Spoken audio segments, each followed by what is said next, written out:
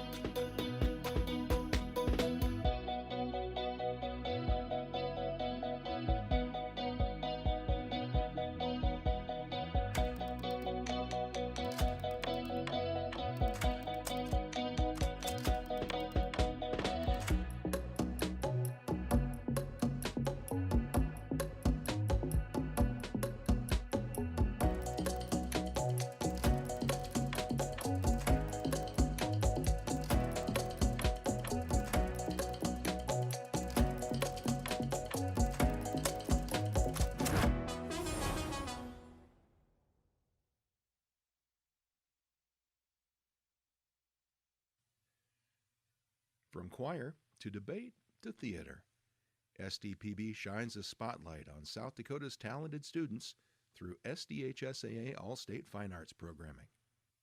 Good, useful, and full of wonder. SDPB.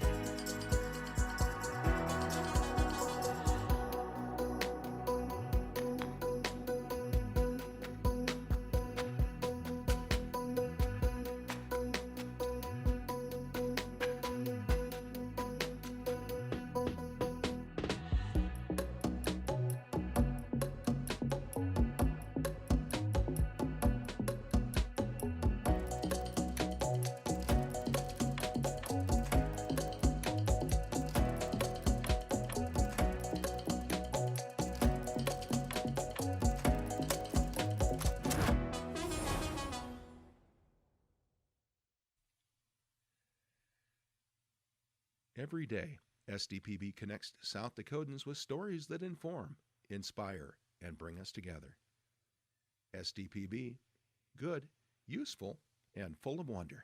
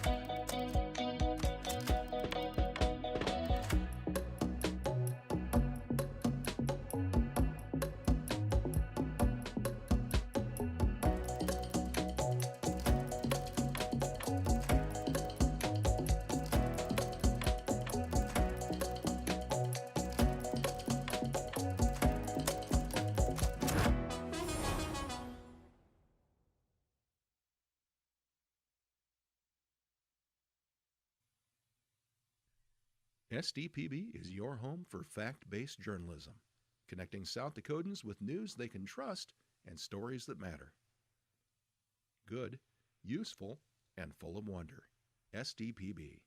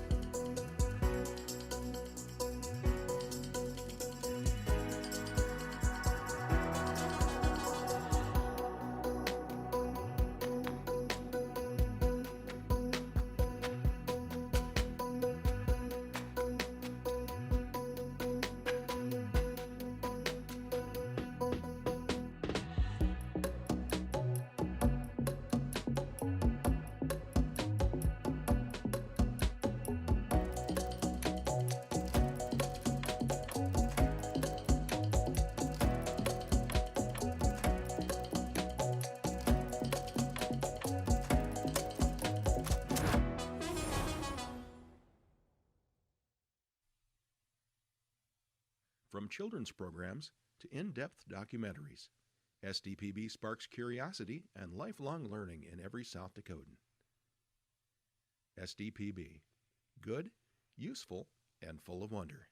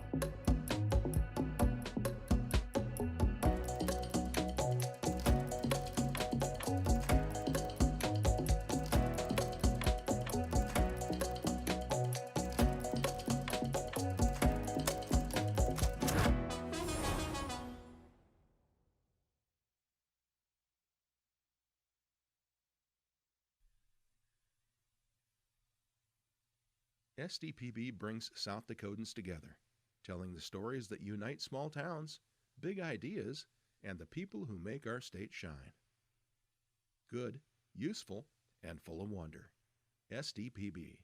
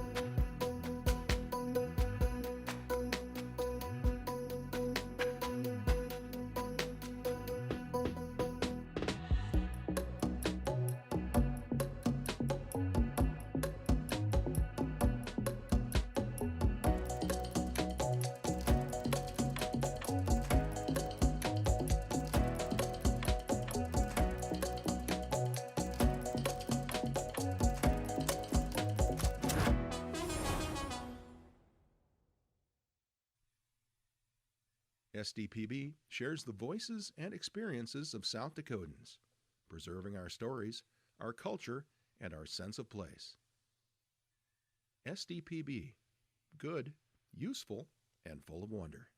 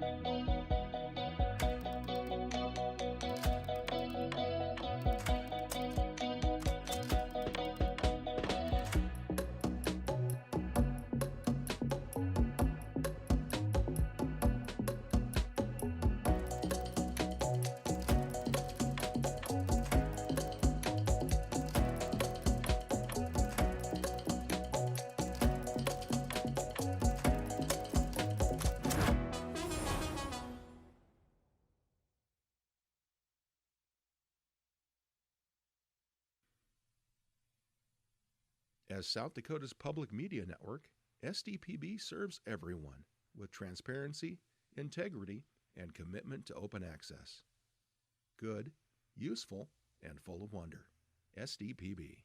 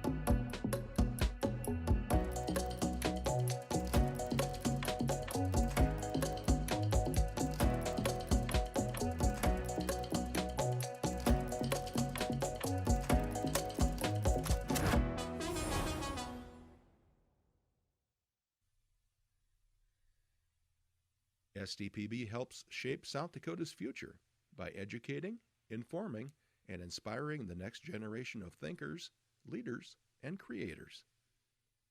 SDPB. Good, useful, and full of wonder.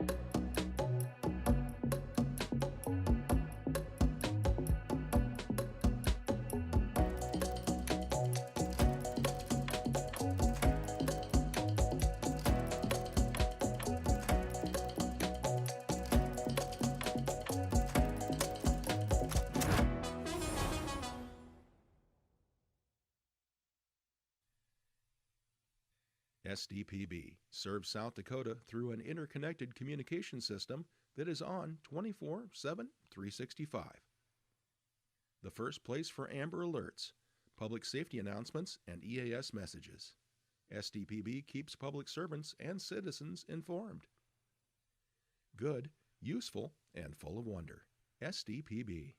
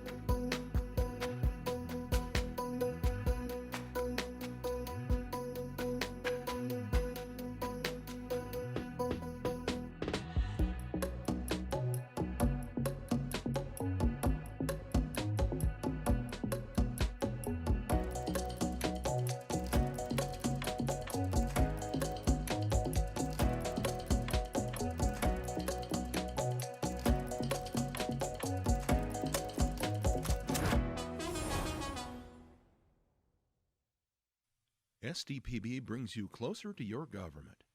With gavel-to-gavel coverage of the South Dakota Legislature and in-depth reporting from Pierre. Good, useful, and full of wonder. SDPB.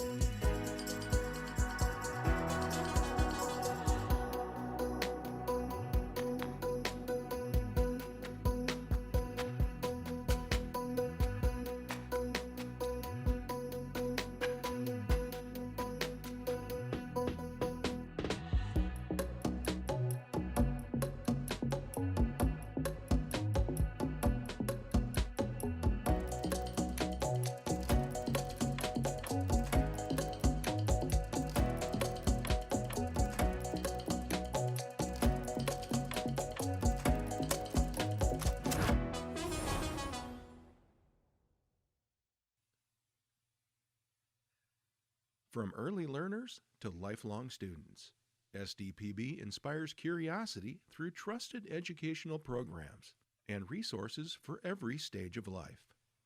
Good, useful, and full of wonder. SDPB.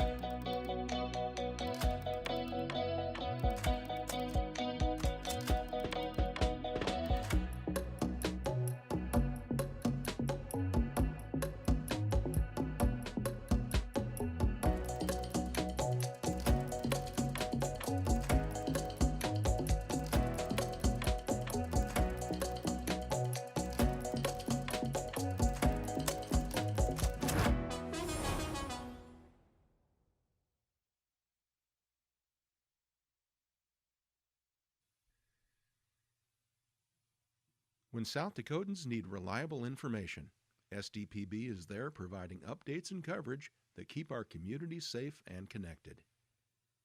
Good, useful, and full of wonder. SDPB.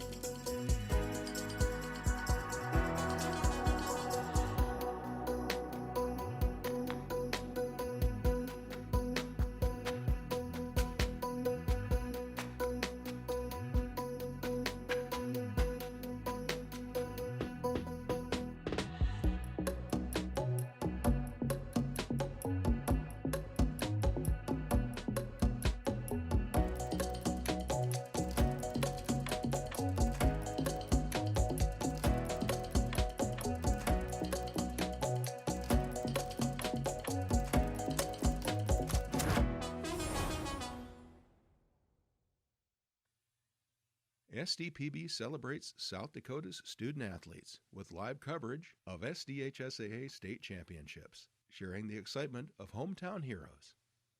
SDPB, good, useful, and full of wonder.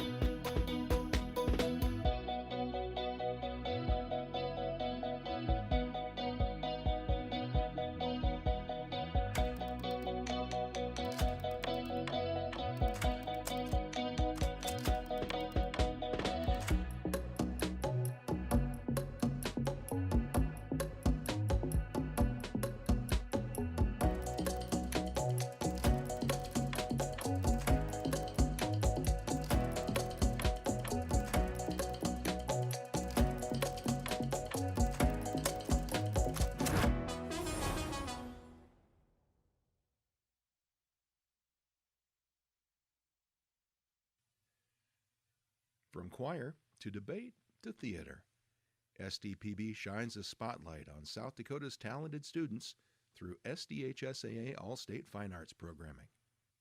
Good, useful, and full of wonder. SDPB.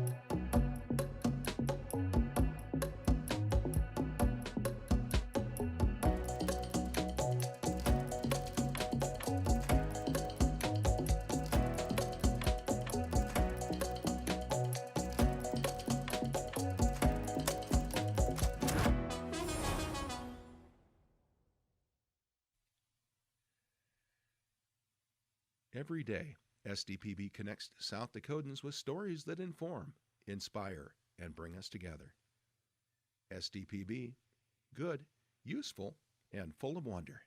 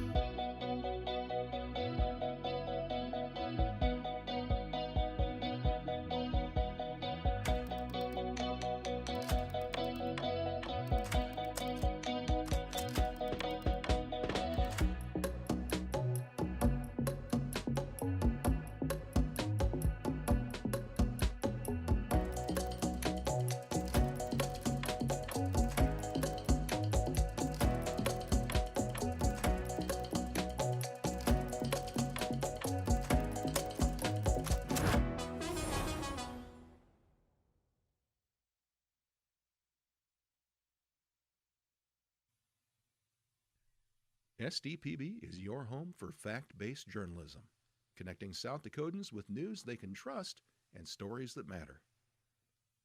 Good, useful, and full of wonder. SDPB.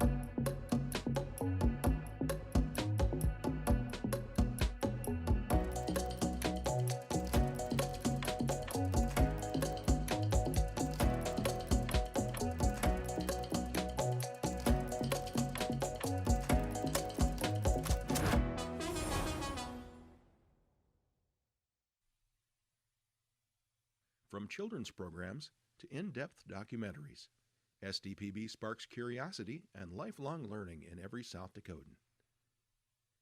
SDPB. Good, useful, and full of wonder.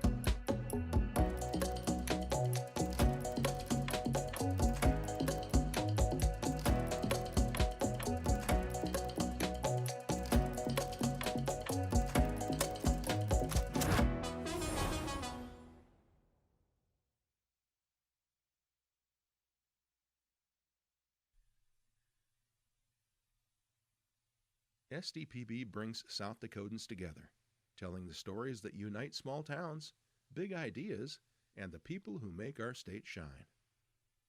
Good, useful, and full of wonder. SDPB.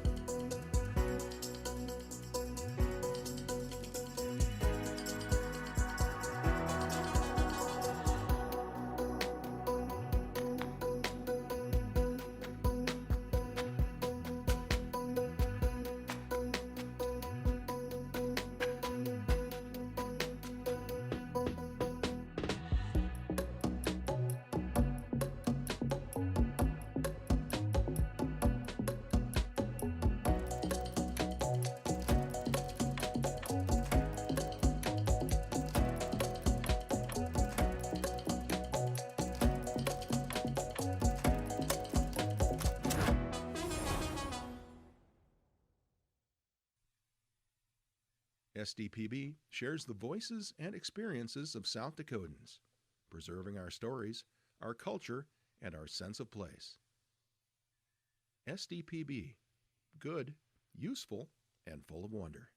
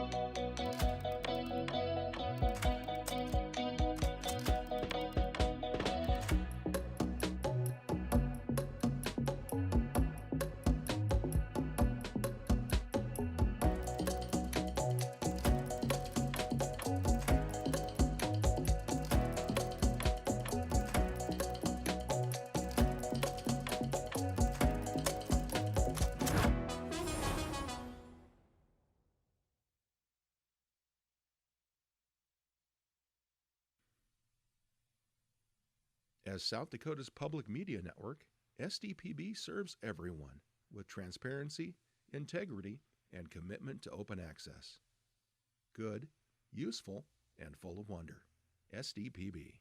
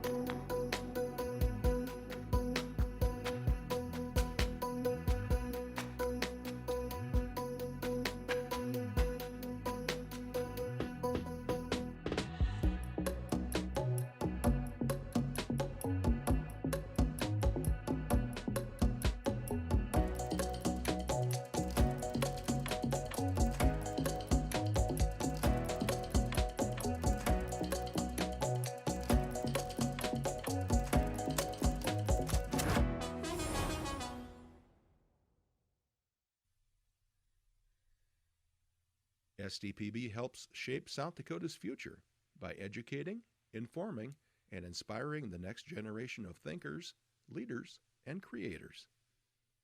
SDPB. Good, useful, and full of wonder.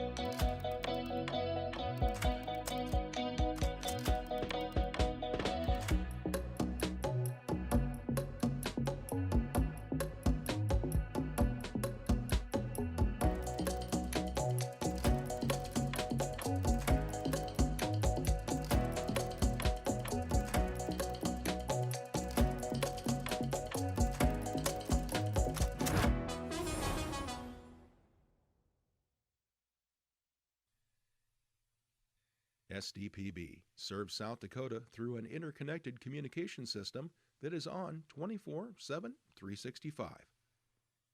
The first place for Amber Alerts, public safety announcements, and EAS messages. SDPB keeps public servants and citizens informed. Good, useful, and full of wonder. SDPB.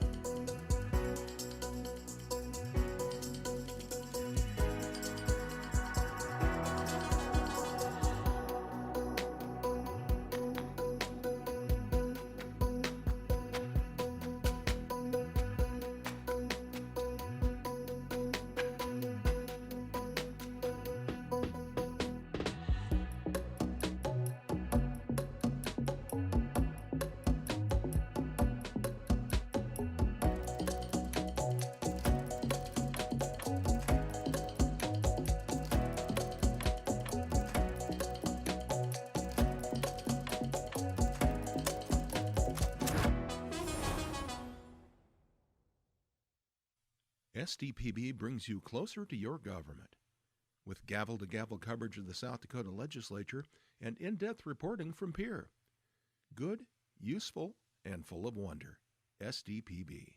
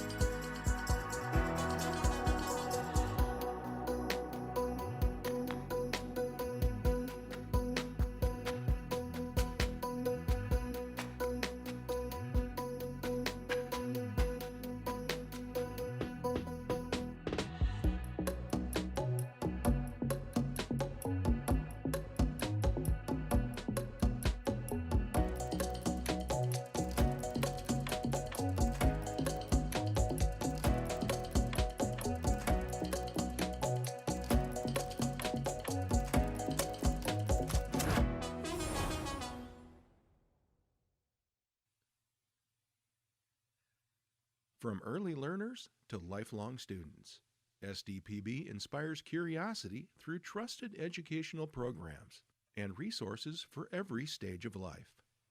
Good, useful, and full of wonder. SDPB.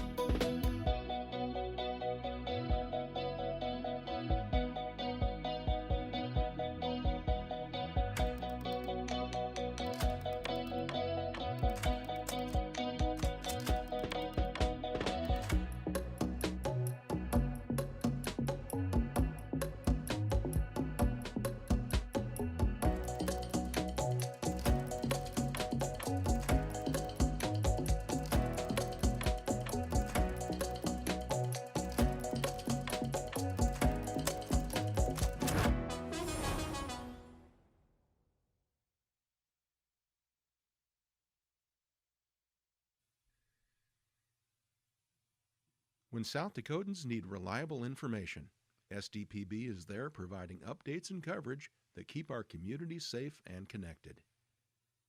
Good, useful, and full of wonder. SDPB.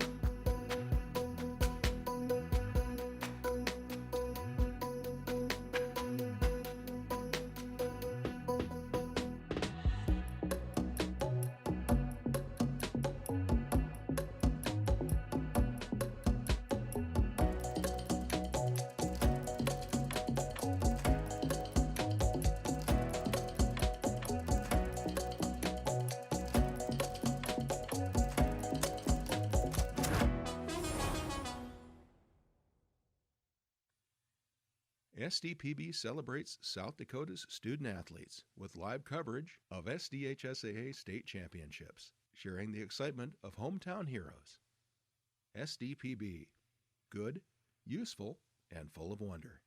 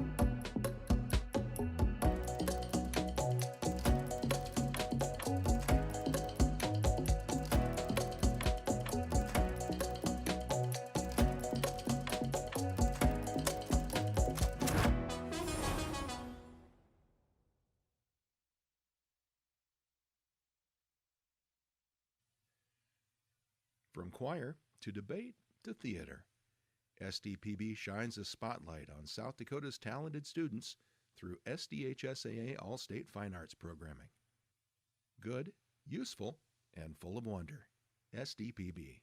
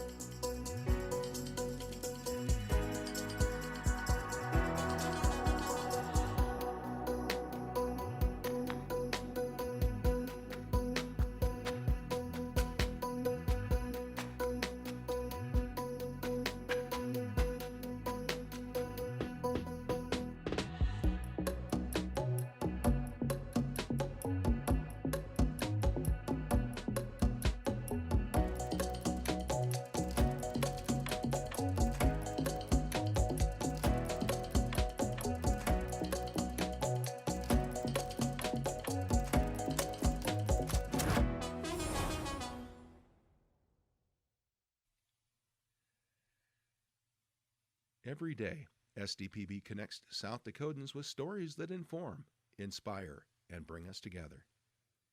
SDPB, good, useful, and full of wonder.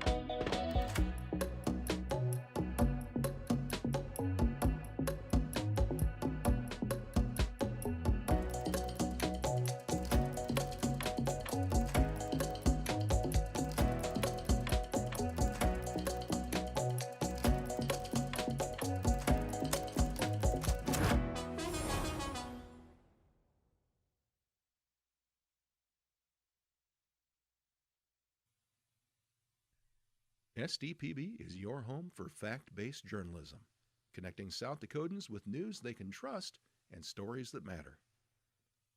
Good, useful, and full of wonder. SDPB.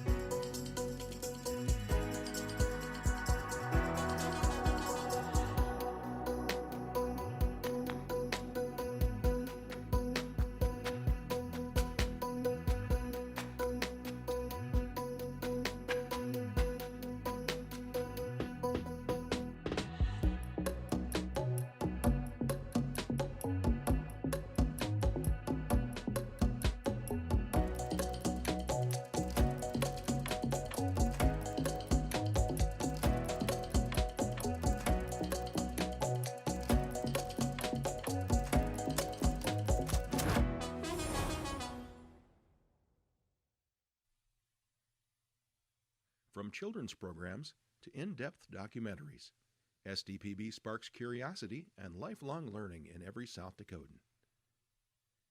SDPB. Good, useful, and full of wonder.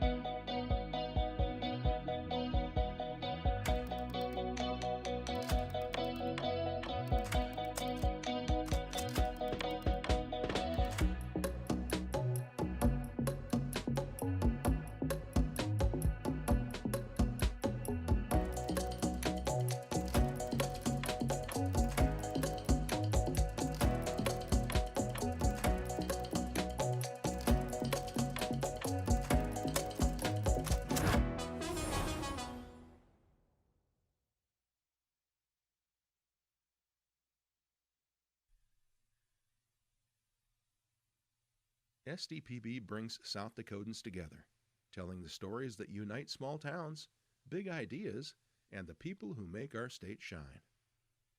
Good, useful, and full of wonder. SDPB.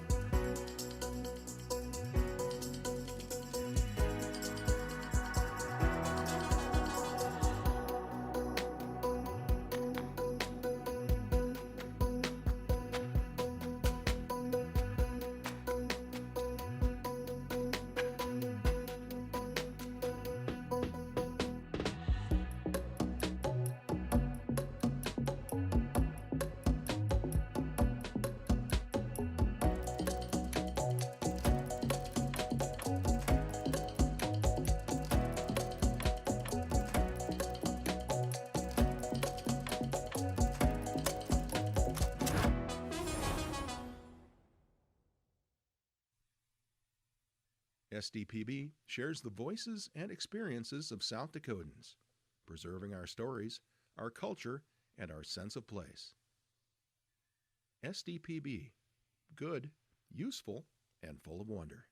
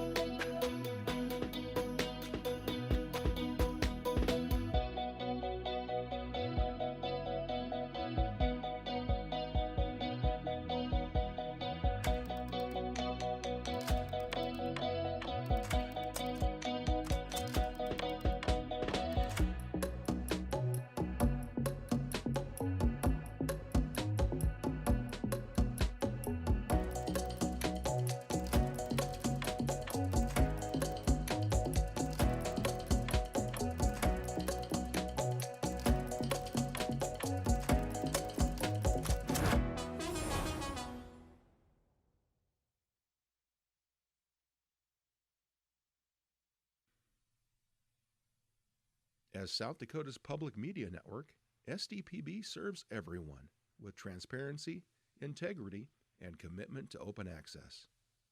Good, useful, and full of wonder. SDPB.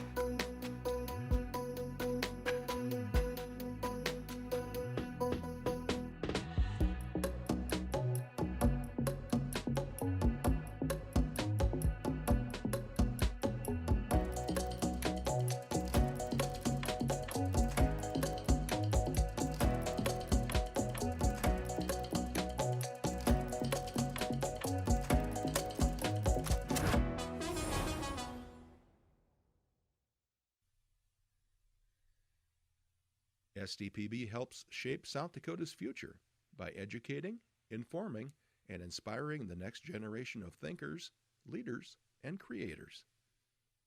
SDPB. Good, useful, and full of wonder.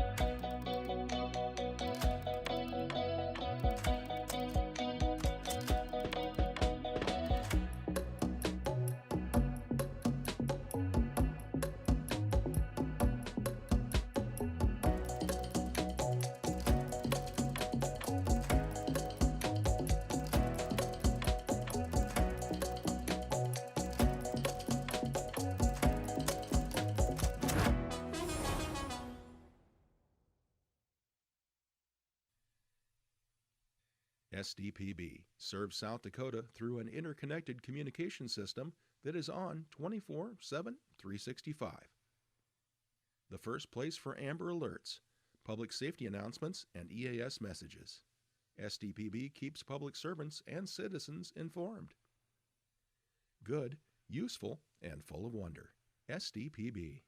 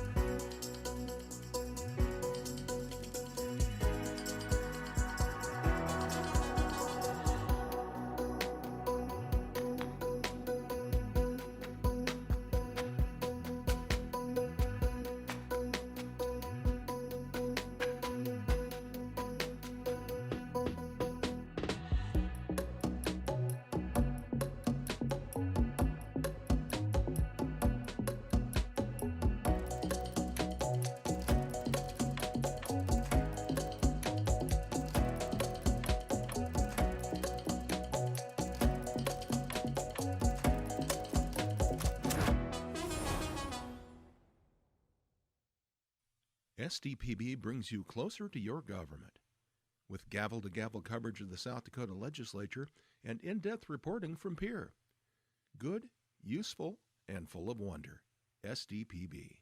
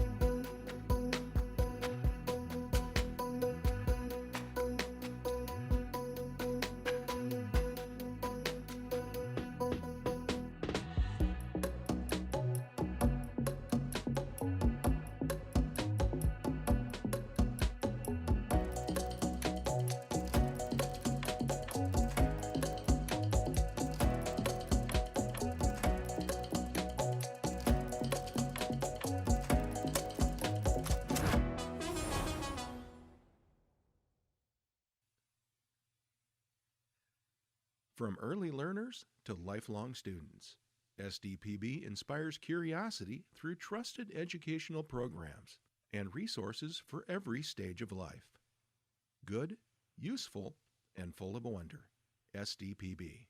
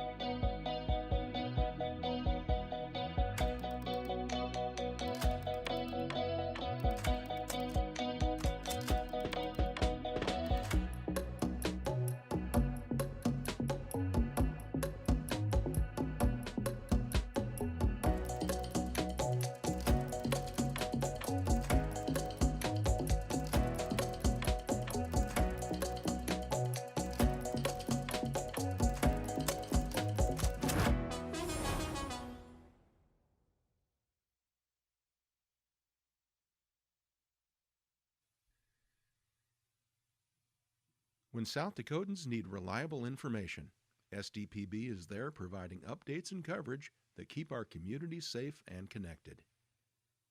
Good, useful, and full of wonder. SDPB.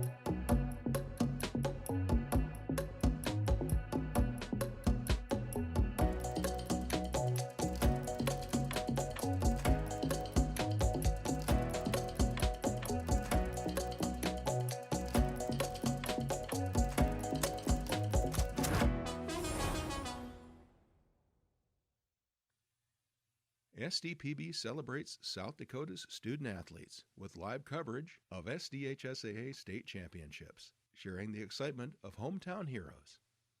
SDPB, good, useful, and full of wonder.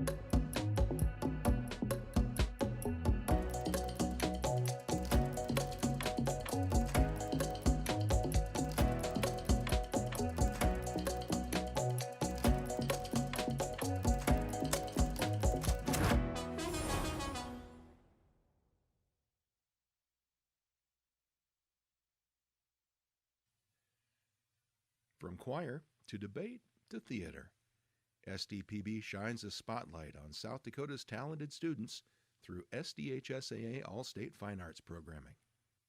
Good, useful, and full of wonder. SDPB.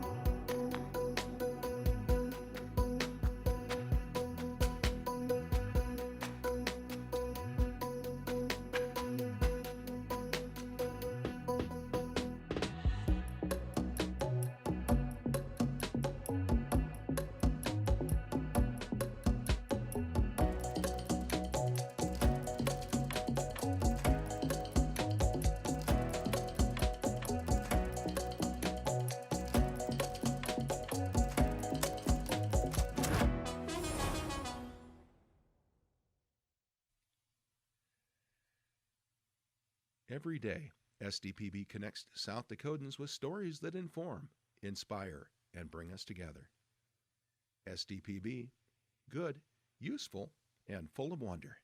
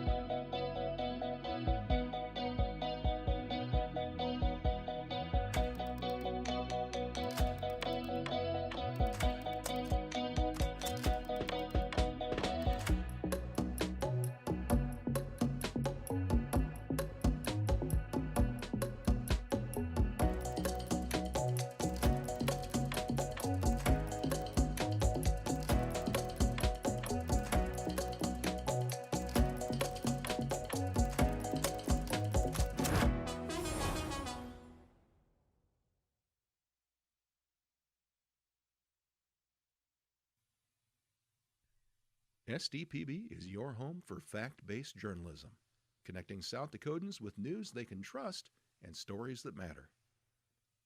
Good, useful, and full of wonder. SDPB.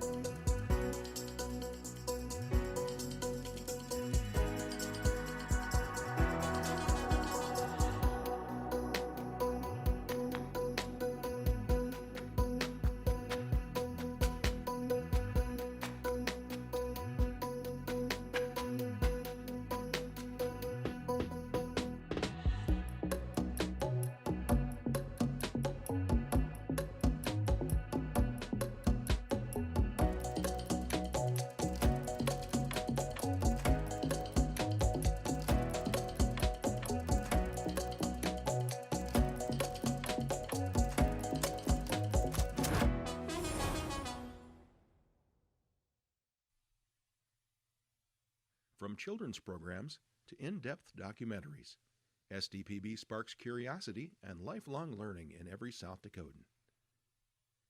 SDPB. Good, useful, and full of wonder.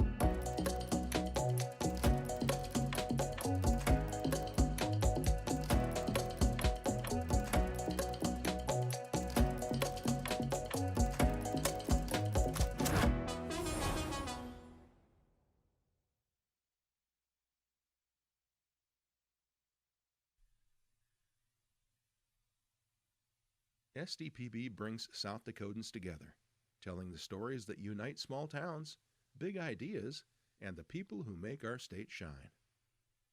Good, useful, and full of wonder. SDPB.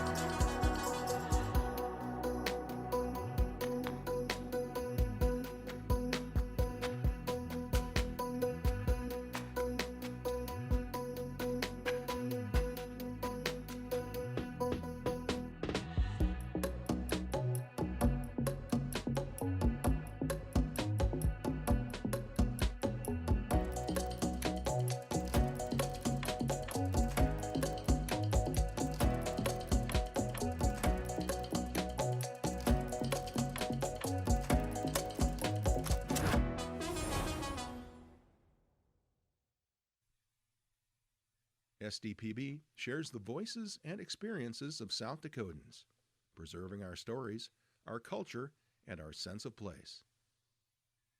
SDPB, good, useful, and full of wonder.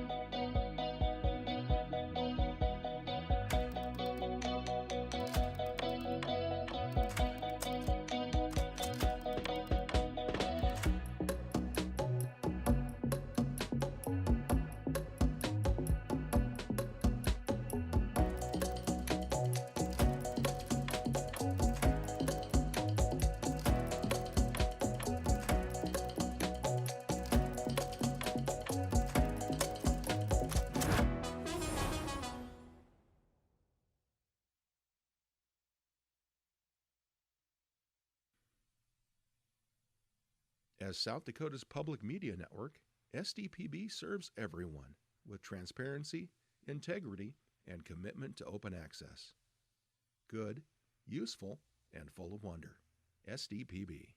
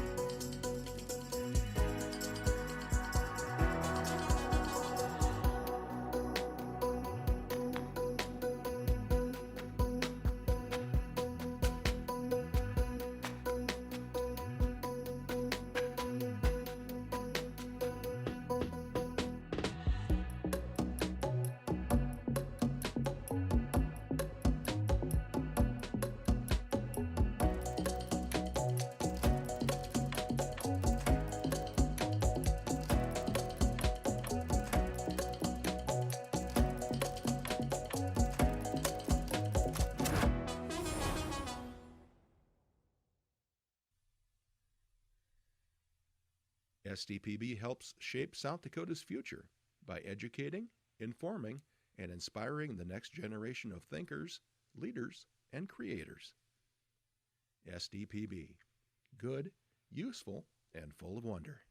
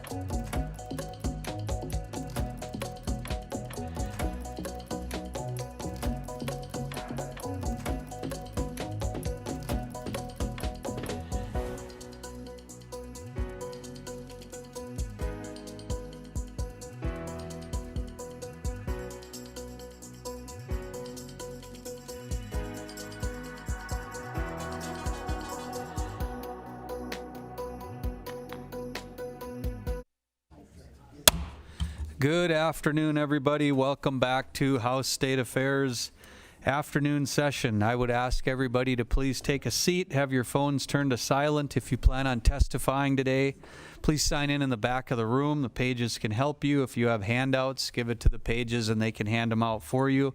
If you're a lobbyist, please be wearing your badge and make sure it's clearly visible. If you're testifying and wearing a hat, we'd ask you remove that out of respect for the committee and the Capitol. If you're joining us online, our email address is housestateaffairs@sdlegislature.gov. And finally, a reminder that all questions and all testimony should be addressed through the chair. At this time, I would ask the secretary to please call the roll. Representatives Baumüller. Here. Emery. Here. Gosh. Here. Hanson. Excused Healy. Here. Heineman. Jameson. Here. Lems. Here. May. Here. Reich. Here. Schaefbauer. Excused. Overwig. Here. Odenbach. Here. We have a quorum, Mr. Chairman. Thank you, Madam Secretary. We do have a quorum. At this time, the chair will entertain a motion to approve the minutes of this morning's meeting. Second. Motion by Gosh, seconded by Overwig. Those in favor of approving the minutes would please say aye. Aye. Those opposed, no. The minutes are approved. Okay, I would ask the pages who are here this afternoon helping us to please come up to the microphone, introduce yourself, state where you're from, briefly mention your future plans. Hi, my name is Ronnie DeCam. I'm from Chamberlain, South Dakota, and after I graduate high school, I'll be getting my undergrad in business and then continuing to law school to become an attorney. Thank you. All right. Good job.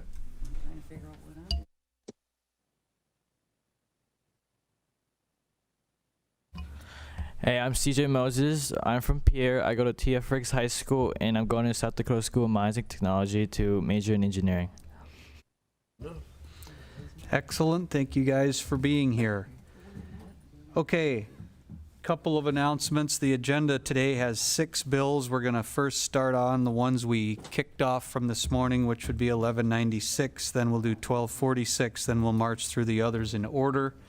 And I also want to welcome Representative Liz May to State Affairs for this afternoon. Welcome, Representative May. We're glad you are here. Does anybody else have any other announcements or anything? Okay. With that said, finally, we will be allotting 10 minutes aside max to the final 4. We have to be out of this room in under 2 hours because there's another meeting. So we're going to be doing 10 minutes of proponent and opponent, and would caution the committee to think about time when we're doing questions and discussion. And we were into 1246 a little bit this morning, so we're going to probably give that about 7 minutes aside. We heard a good bit of testimony on that one. So we'll first start out with House Bill 1196. We had action on that bill this morning, kicked off final action to today. Representative Heineman. Mr. Chair, Representative Heineman. members of the committee, Leslie Heineman, District 25, Moody and Minnehaha County. I would like respectfully to, in the interest of time, table House Bill 1196. Okay, thank you, Representative. Is there any motion, non-debatable motion to table?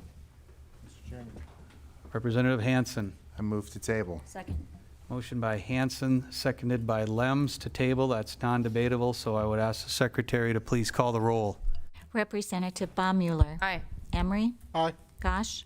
Hanson. Aye. Healy. Aye. Heineman. Jamison. Aye. Lems. Aye. May. Reich. Aye. Schaefbauer excused. Overwig. Aye. Ottenbach. Aye. 12 ayes, 1 excused. Thank you, Madam Secretary. After receiving a majority of members-elect, the motion to table House Bill 1196 passes. 1196 is tabled. We will now move on to House Bill 1246, prohibit non-disclosure of certain agreements related to data centers. Representative Hughes, who is just walking back in the room, perfect timing. We're going to do about 7 minutes max per side if you'd like to continue proponent testimony on 1246.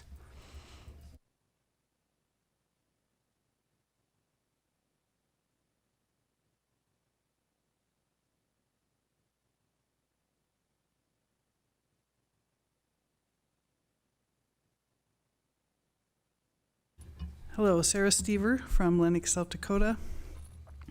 If you give me one moment, please. I'm here representing myself today. I ask you to support HB 1246, providing transparency to the process of developing data centers. We all use data centers, and I work daily with AI, so I'm not anti-AI, and I'm not anti-data center. It's important to understand that the data center developer NDAs are very, very common. In fact, an NBC News review of over 30 data center proposals across 14 states found that in a majority of cases, local officials signed NDAs and worked with what appeared to be shell companies that conceal visibility into project developers. I feel like I ran over here, I'm sorry.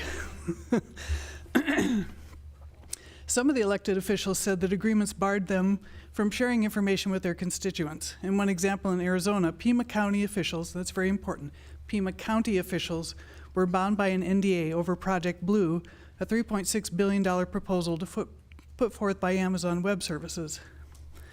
The fact that it was Amazon was only revealed through a leak to the local outlet news called Arizona Luminaria.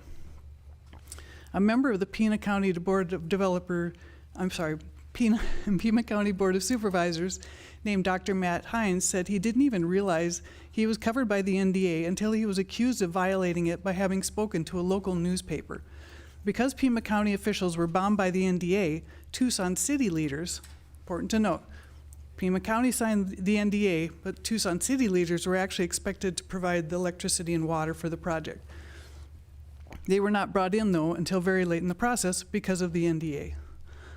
One city council member said the lack of community engagement from the beginning led to a lot of distrust.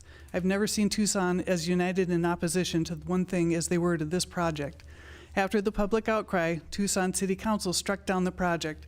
The Pima County Board of Supervisors also voted to dissolve NDAs 90 days before any county body vote. So there were ramifications to the lack of transparency. HB 1246 covers specific NDAs. Developers can rightly keep plenty of things private: intellectual property, algorithms, software code, personnel, proposals, bids, financial details, vendor relationships, equipment, and so on. Elected officials should first answer to constituents, not secretive shell corporations whose NDAs are designed to obscure ownership and the true purpose of data centers. If you saw what happened in Sioux Falls, you can see clearly that citizens in our state are losing faith in this process, in which they see as insider information-driven backroom deals. Let's take a step in restoring the trust of citizens and pass HB 1246. Thank you very much. Thank you, Ms. Stever. We have 3 minutes left for proponent testimony. Are there any other proponents online? Nobody online? Anybody else in the room? Okay. She's a proponent? Okay.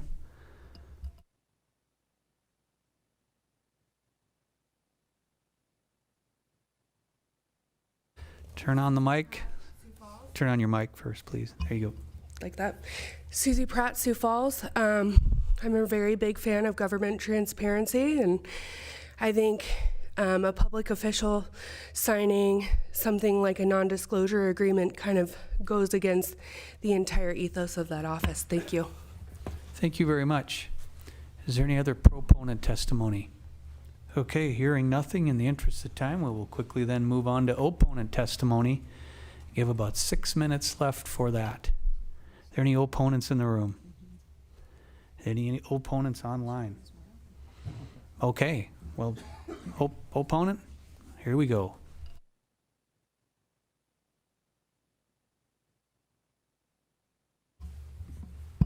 Frankly, I thought there'd be more. My name is Drew Duncan. I'm an attorney from Sioux Falls and registered lobbyist for Heartland Consumers Power District in Madison, South Dakota. Heartland provides wholesale electric service to 29 cities and municipal electric systems across South Dakota, Minnesota, Iowa, and Nebraska. We provide energy solutions to 6 state entities here in South Dakota. This bill would have a strong negative impact on our organization and our customers and would create a competitive disadvantage or a competitive advantage in the electric market on a number of projects, both small and large, and we're asking you to oppose it. A Consumers Power District, which is a creature of statute, is commonly known to be a political subdivision. This bill would apply to our operations. We also have direct consumers, cities located across South Dakota that would be affected, that are actively discussing these types of loads and who are evaluating whether they can serve these types of loads. These potential loads, Heartland's customers and my client need the ability to speak privately about proprietary information related to projects, electric and other needs, and financing, or the economic stability of an end user to be able to decide if the project is even right for the community or not, or whether we should move forward with it. Think financial reports or security plans. These would all spill into the open. The information is protected or kept open now in Chapter 127, and our reading of this bill makes that information impossible to stay secure. These agreements prohibited from being kept confidential here are not always an end product or something like an electric service agreement. As a matter of fact, they're never an electric service agreement. It could be any agreement, like a memorandum of understanding, or just, as I'm sure is contemplated here, a confidentiality agreement that often don't bind any party to anything other than the responsibility to keep quiet about important competitive balance information. Any electric service agreement between an organization like my clients or our customers is open to the public as a public document and can't be hidden from taxpayers. It would be voted on in public by a duly elected board, a board that can be voted out at any time at the ballot box. This bill doesn't aid in openness. It creates unneeded conflict with existing statute. The definition of data center has been thrown around in the legislature this year, and what exists in this bill also creates a significant amount of problems and is overly broad, as you've heard numerous times before. This definition, because it lacks an energy use threshold or any amount of specificity, can bring in a telecom company that's looking to site a building or an edge computing business or a crypto entity or even activities at our universities. As stated, there is no electric usage threshold or carefully defined terms in this definition that would limit this bill to protect the type of projects that supporters of this bill want to defeat by this legislation. It could even include a building your local bank or Main Street marketing firm wants to keep its servers in. This piece of legislation is poorly considered and incredibly broad. The unintended consequences of this bill are far greater than the sponsor considered. This is not only an attempt to stymie development in the communities my client serves, but it also works out to be anti-competitive and a killer to municipal electric companies which serve their customers with low-cost, reliable energy with decisions that are made by an already elected, transparent board at a local level. Heartland Energy and our customers ask you to defeat this bill. I'd be happy to stand by for any questions. Thank you, Mr. Duncan. Is there any other opponent testimony? We've got about 3 minutes left. Okay, seeing none, then we'll give the prime a brief rebuttal. Thank you, Mr. Chair, members of the committee. John Hughes, State Representative from District 13. You know, I'm trying to take the criticism seriously. It's difficult for me to do that because the first paragraph, the last sentence, an agreement under this section is a public record. Well, Chapter 127 is full of exceptions and the ability to redact all of the things that the previous speaker just said were going to be anti-competitive and burdensome and who knows what else. I did a lot of sophisticated business work in my career, and when I take on an issue like this, I try to do it in a balanced way. I don't know what's overbroad about this because, again, everything that is able to be protected, including trade secrets, security information, attorney work product. There's no limit on discussions. This has to do with agreements, and it just seems to me when you're dealing with tech giants like Google, Amazon, and Microsoft, how do we even believe that that we are giving due care and due regard for the citizens and the taxpayers when we start off with a secret agreement and the public doesn't know? And I guess I couldn't more strongly support the intention and the plain language of this bill. It literally is a transparency and oversight bill. Look what we went through with the CO2 pipeline. Have we not learned? When you cut the public out, when you tell someone no, they can't have this or they can't have that, it just makes them want it all the more. And so I'm hoping that this committee will agree that this is a good bill. It has a laudable objective.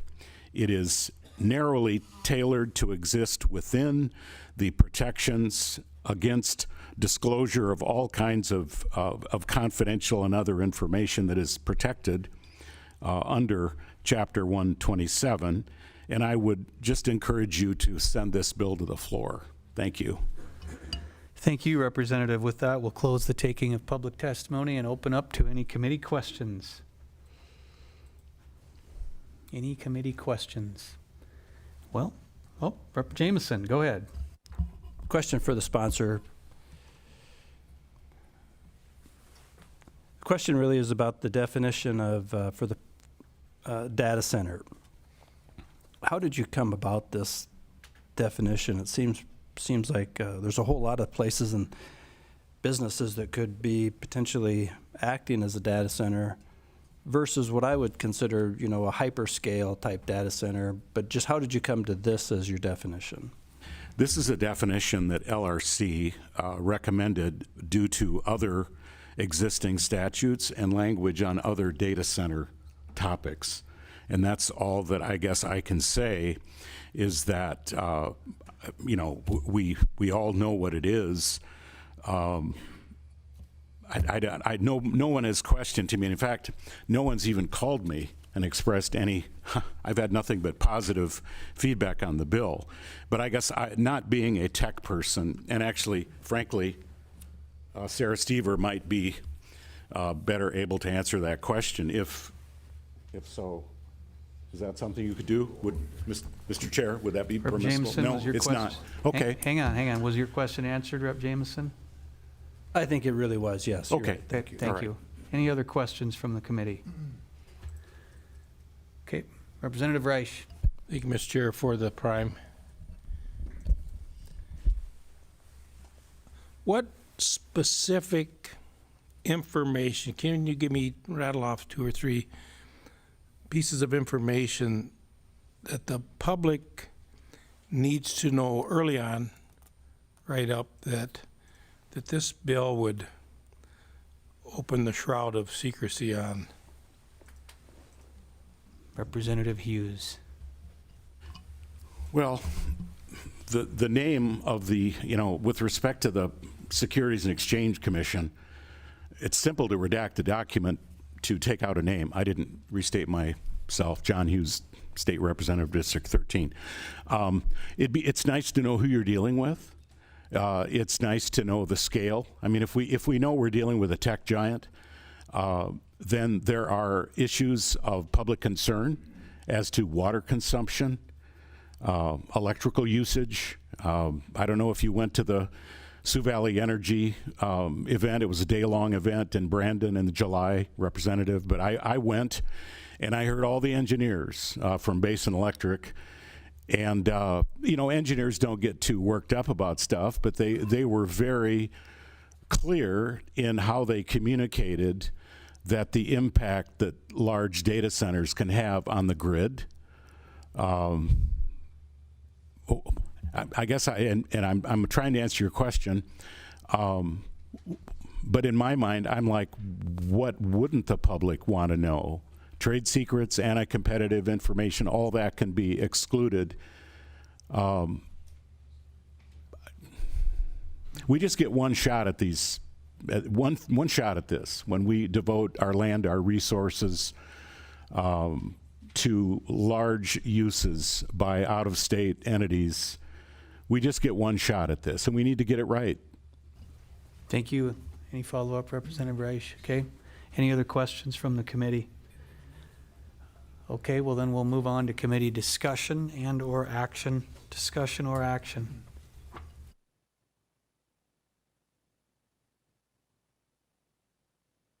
Representative Hansen. Thank you, Mr. Chair. Well, I'll move to pass. Motion by Hansen, second by Overwig is due pass on House Bill 1246. Any discussion? Thanks, Mr. Chair. Well, this is a real concern, and it's a concern that I've heard from many people on this subject in particular. And so I think it is appropriate that we make sure that for the public on this issue that there is transparency when it comes to data centers. And so I definitely support that. In terms of the definition that's being used, I remember this committee heard House Bill 1005 not that long ago. I think this definition is taken almost directly from House Bill 1005. It's not a mirror image, but I think that's where it comes from. So in other words, I think this is the definition that the industry preferred to use when referring to itself in a prior bill.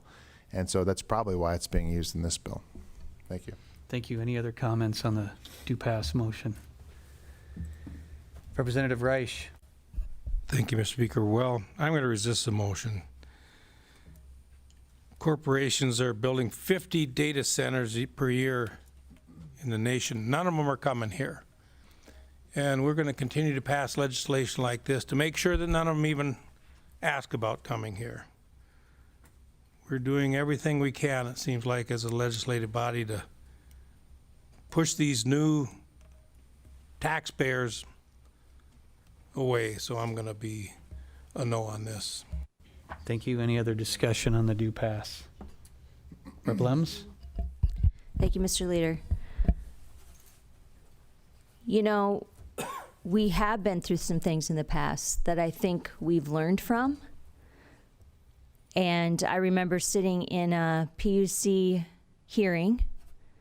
Then it was with one of the pipeline companies that were going to be coming through with, or wanted to come through with the CO2 pipeline. And there was information that was there that we couldn't get to, and it was safe. That happened to be safety information. Because I was affected, I was able to stay in the room, but I had to sign, everybody else had to leave. I had to sign a non-disclosure agreement that what was discussed in that meeting would not go beyond those walls. And of course now it has come out and we know what that information was. But that is what we're trying to get to with legislation like this, that we don't end up there, behind the 8 ball. We want to get ahead of this time. And it's not that we are against all data centers. We just want to know what we're dealing with up front. So I will be supporting this legislation. Thank you. Any other comments? Representative Heineman. Thank you, Mr. Leader. Well, it is a dilemma. I can empathize with an entity that wants to come in and provide for some confidentiality because the public sector gets carried away with many different things. The person speaking before me, mentioned that he's not supportive of this. We have constituents that are contacting us continually. Are we supposed to just say no to them? I mean, we do, literally. I have a lot of people that are contacting me and saying they want this, and I'm questioning whether it's the right thing or not. But we can't just shut them off because they have real concerns. So I'm going to support the motion. Thank you, Representative. Any other discussion? Okay, seeing none, the motion is due pass on House Bill 1246. All in favor will say aye. Those opposed, no. The Secretary will please call the roll. Representative Baumüller. No. Emery. Aye. Gosh. Pass. Hanson. Aye. Healy. Aye. Heineman. Aye. Jamison. No. Lems. Aye. May. Aye. Reich. No. Schaefbauer excused. Gosh. Aye. Overwig. Aye. Otenbach. Aye. 9 ayes, 3 nays, 1 excused. After receiving a majority of members-elect, the due pass motion passes. House Bill 1246 goes to the floor with a due pass recommendation. Okay, we'll now move on to House Bill 1278 to prohibit certain political committees from accepting contributions by certain officers or employees of this state. We will allot each side 8 minutes on these remaining bills if we're going to try to get through them all. Representative Mortensen, welcome. Good afternoon, Mr. Chairman, members of the State Affairs Committee. My name is Will Mortensen. I represent District 24, which you are sitting in. It comprises most of central South Dakota. I will be brief. I'm bringing this bill to you. It is the one that perhaps has kept me up at night more than any bill I've brought before this legislature. And I assure you it is a bill that is inspired only for my care for the state employees that I represent and my attempt to instill additional confidence by the public in the institution of state government. That is something I think, well, most of you know me pretty well, and I spend an inordinate amount of time thinking not only about our institution of the legislature, but the institution of state government more broadly. I submit to you that 1278 is in its very purest form a good government bill that will take care of our state employees and inspire additional confidence by the public in state government. Difficult and uncomfortable conversations like this one need to be had. This bill would prohibit statewide elected officials and legislators, each of us, from raising campaign funds from their high-level employees. I believe this bill applies to fewer than 100 state employees total out of 23,000. These folks work for the taxpayers. We want to make sure they work for the taxpayers and not any one statewide elected official or any state official, any politician. I think that there is an inherent pressure that accompanies your boss asking you for a campaign donation. I think we have to understand and acknowledge that, and I believe that's a question that just should not be asked. I want to be clear. I am not alleging anything inappropriate or any overt pressure has been applied by any office holder, not whatsoever. I know every legislator in this building. I know all the statewide elected officials. I am not aware of anything unethical, inappropriate. I mean no disrespect to anybody, sincerely.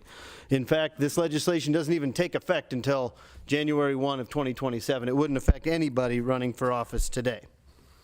This is an important and necessary proposal. Too many aspects of policy making and policy implementation have become about politics, and maybe that's unavoidable in the internet era. I don't know. But when it comes to employees that work for the taxpayers, we want them focused solely on public service, and we need to do what we can to take politics out of the equation. While prohibiting campaign requests and donations like this might seem like common sense, it's not the law today in South Dakota. It is the law at the federal level. This has been the law since 1939 that members of Congress can't ask their chief of staff for a donation. The president can't ask his cabinet members for donations. That's been the law there for a long time. A tremendous amount of other states have laws like this as well. The rationale is obvious. There's an inherent pressure on an employee when his boss asks for a campaign check. I'm sure I will be removed from a few Christmas cards over this bill.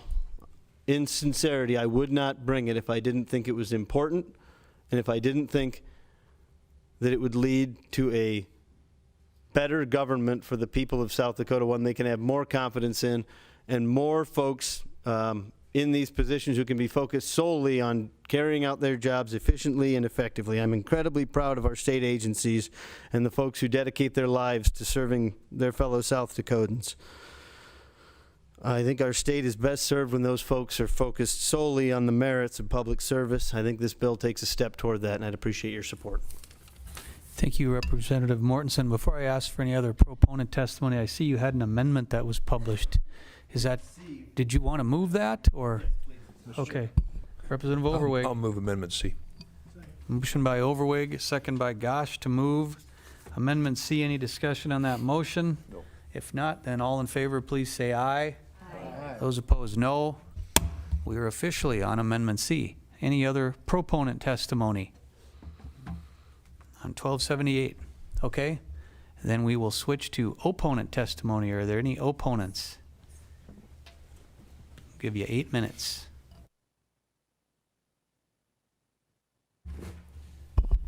Mr. Chair, members of the committee, most of you recognize me in my professional capacity. I'm here today representing myself in my personal capacity, like I would be doing when I would donate to a political candidate. My name is Mackenzie Decker. I live here in Pierre.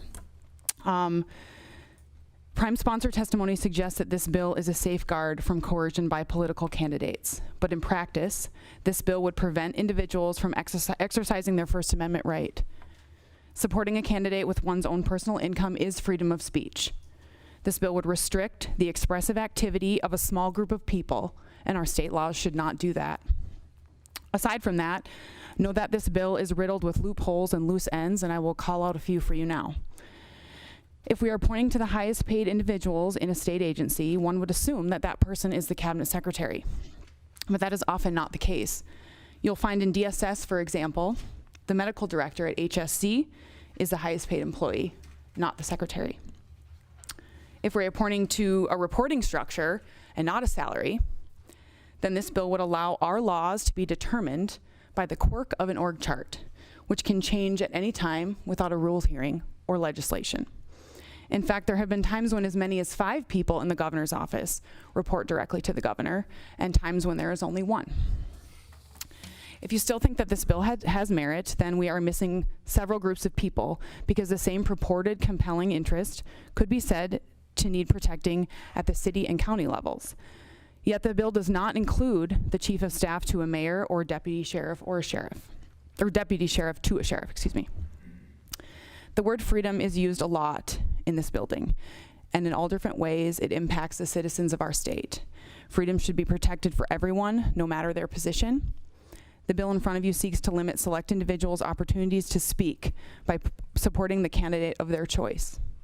Finally, this bill is unnecessary, and it insinuates that high-quality public officials who report to someone that is running for office cannot already willfully decide whether or not to make a campaign donation. For decades, it has been personal choice, and I believe it should remain so. This is not a good government bill. This bill is political. People donate because they believe in a candidate, not to curry favor for a job, and they keep their job based on merit, not on contribution level. Whether in this administration or the next 5, this is bad legislation that should not become law, and I urge you to vote it down today. Thank you. Thank you, Ms. Decker. Is there any other opponent testimony?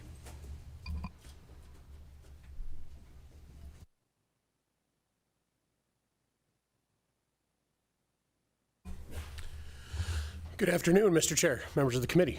My name is Caleb Fink, and I'm coming to you as a citizen this morning. I should say this afternoon. I think this is an interesting bill, and while it may be well-intentioned, I think there's some gaps here that need to be brought to light. First of all, I think a lot of you have the concept that this is only going to apply to high-level folks. Except in an office where I work, there's only 6 of us, and that includes the elected commissioner. And we all report directly. There is no organizational chart. There's just the commissioner and the 5 of us that do the work very efficiently. And so this would apply to all of us. So none of us could make a contribution if we want to. There's nobody saying we have to. But it takes away my First Amendment right to be able to support the candidate of my choosing.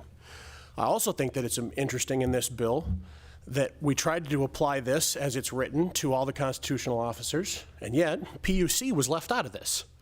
I don't know why that was. Maybe intentional, maybe not intentional, and there's probably some folks from PUC that are cursing me in the background right now for bringing that up. But they get a free pass, and I don't know why. So if they get a free pass, I'd like to have School and Public Lands edited out of the bill so that we get a free pass as well. With that said, the other problem that I see in this is depends on what office you're running for. For example, if you happen to be a current constitutional officer, but now you're running for a federal office, this doesn't apply. Folks that are in your office could donate to your federal PAC, and that's perfectly okay. But again, I would be prevented from being able to donate to my boss. And if I want to do that, I should be allowed to do that. So, members of the committee, I will leave you with that and urge you to send this to the 41st day. Thank you, Mr. Fink. Any other opponent testimony? I have about 3 minutes left. Anybody online? Nope. Okay, then we'll give the Prime a chance for a short rebuttal. Thank you, Mr. Chairman. Okay, you know, on the freedom of speech, this bill has absolutely no restriction on your ability to support whatever candidate you want. You can independently expend as many dollars as you want in favor of that person. You can volunteer for them. You can put up their sign. You can post on Facebook. You can do whatever you want. The only thing this has in it is that they can't be raising money into their campaign account for you. On the definitions, on these highest paid and the heads of these departments, those were pulled right out of what we have in the lobbying ban. I mean, there is a too broad, too small. I mean, a number of you, as I've talked to you, have said, shouldn't this apply to more people? And some have said, shouldn't we have this office carved out or that office carved out? And I'm open to those conversations. I will note the Public Utilities Commission was a drafting oversight that I'll take full responsibility for.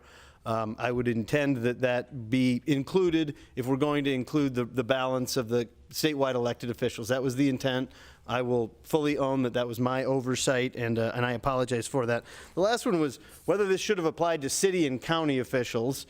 That was something that I considered, but I really think that those are decisions that cities and counties should make for themselves.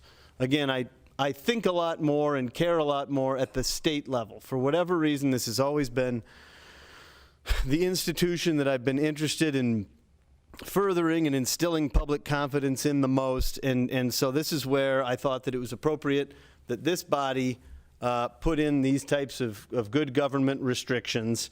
And so if the cities want to, every city, of course, I think has inherent authority to do so. Same with the counties. If they would like to do so, they can do so. But I thought that this was an appropriate starting place, and I will apologize for the drafting error on the state offices. That's on me. Thank you, Representative. With that, we'll close the taking of public testimony and turn over to questions from the committee. Are there any questions? Rep. Heineman. Thank you, Mr. Chair. For the prime sponsor. Mr. Chair. Thank you. I do appreciate your efforts here. I can tell they're sincere, and I do. The question I guess I have is, and I'm not an attorney, most people know that, but you know, the issue of a contribution, I think, was settled with the Supreme Court case that said that people have to be able to vote with their money. I can't cite the case. I don't know what I'm talking about. I do know that they said specifically that you can't infringe on that. So can you comment on that? Rep. Mortensen. I know you guys are late in the day, so I'm not going to go too long on Prairie Law Professor here. Where this one would fall in, and again, the federal government has had this exact type of prohibition since 1939. The seminal case here is Buckley versus Vallejo, where they came in and they challenged the ability to have really any campaign contribution limits. The Supreme Court said that yes, you can, but they need to be tied to basically the elimination of quid pro quo corruption or the appearance thereof.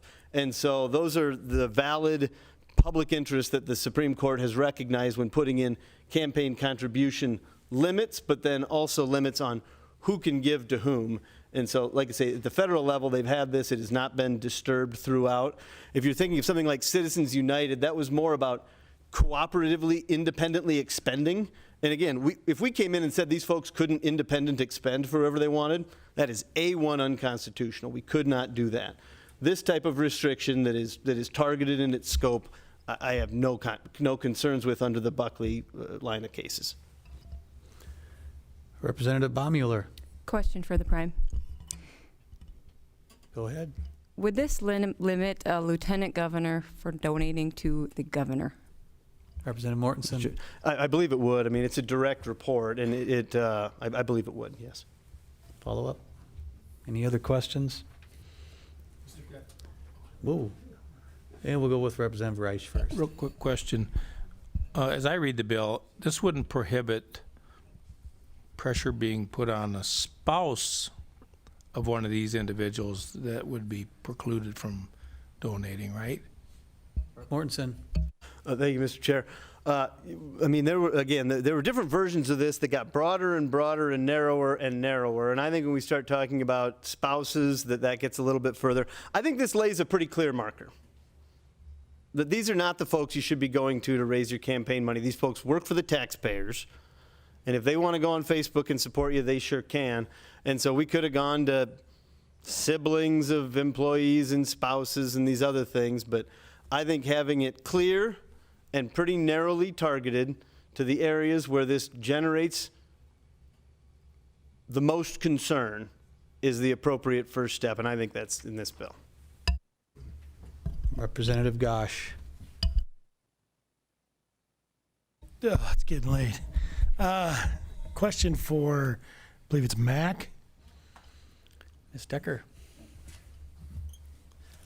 And I'm sorry, I've only ever heard the governor refer to her as Mac. We'll have her reintroduce herself with her full name. Mackenzie Lynn Decker, Pierre, South Dakota. Mr. Chair. So, Ms. Decker, you had mentioned something about free speech, I believe, talking about independent expenditures. I mean, does that, I mean, how do you, I guess, how would you combat what the good representative said? Mr. Chair. Ms. Decker. I understand that there are other ways you can support a candidate.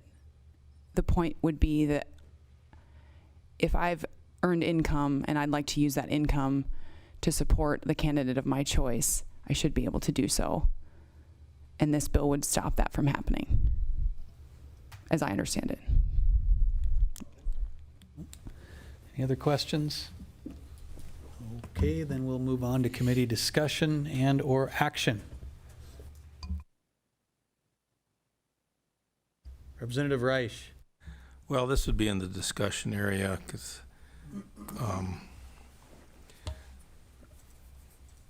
I was on the cabinet for like 17 years, and there was a time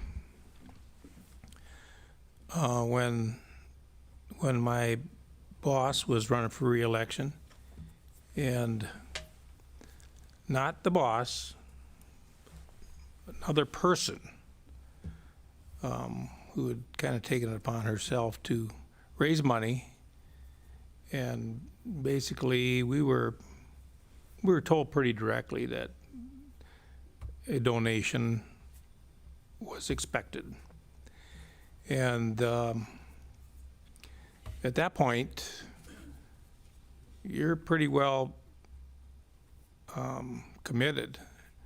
You are committed, because if that candidate that you were told you had the expectation of a donation from doesn't win, and maybe you were going down the road anyway, there's always that chance.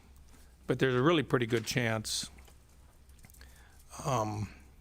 it could have an impact on your continued deployment, because I think if you're the only one or two cabinet members that said, no, I'm not gonna do it, that kind of sets you apart from the rest. So, you know, there's parts about this bill I have a little problem with, but it's that one, you know, and I was making good money. If you're, I don't know how many direct report, I'm guessing the secretaries don't report directly to the governor. I'm sure that's not the case, but there are other people that probably would have a bigger impact on than me. So I think there's elements of this bill I can strongly support. Any other discussion or action?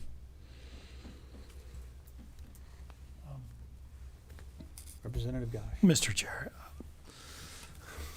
I just notified our LRC staff for a proposal for an amendment. If we could maybe give her a second, or I could do it by voice, if you would like, but I would like your Not like advice. time's an issue this evening. I so, know, you know, I know. whatever. Well, so, Mr. Chair, if I may speak to the amendment that I wish to propose before we move on. It's simple. It would be adding PUC to the language. I can ask our staff. It seems like maybe an easy voice vote, just to add that word here. So you'd be at line 14 after Public Lands, and you'd add Public Utilities Commission, comma.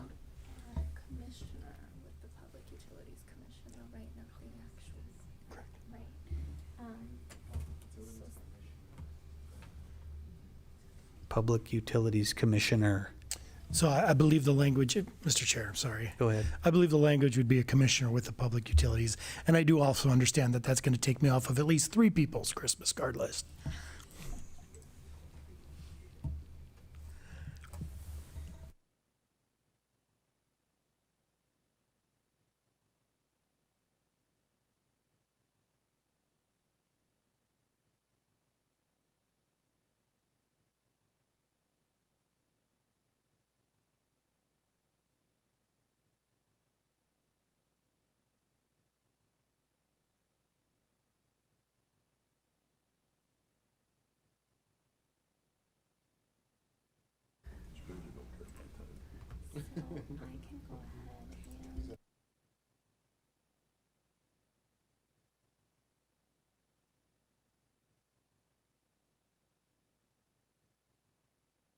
Okay. She is making public for the committee's instruction here. We're going to be making public, it's going to be 1278D. And maybe we can take a minute here to find it and read it, I guess. It has been posted. Would the, could someone please read it just so we've kind of had it read into the record, I guess, here? Go ahead, Representative Gosh. Thank you, Mr. Chair. It's a simple addition to line 14 and 15, a commissioner with the Public Utilities Commission of the state of South Dakota. Okay. And Mr. Chair, the intent would be just to try to put it in, to correct the oversight that was stated earlier before by the bill's prime sponsor. Okay. Do we have a motion to move 1278D? Motion by Reich. Seconded by Gosh. Can you second your own motion? Okay. Or a motion on your own amendment. I guess you can. Learn something new every day. All right. Well, we've had a motion by Reich, seconded by Gosh, to move 1278D. Any discussion on that? Okay, then. As a voice vote. Those in favor of the motion to amend will please say aye. Aye. Those opposed, no. No. The ayes have it. We are on 1278D as amended. Now, do we have any other discussions or action?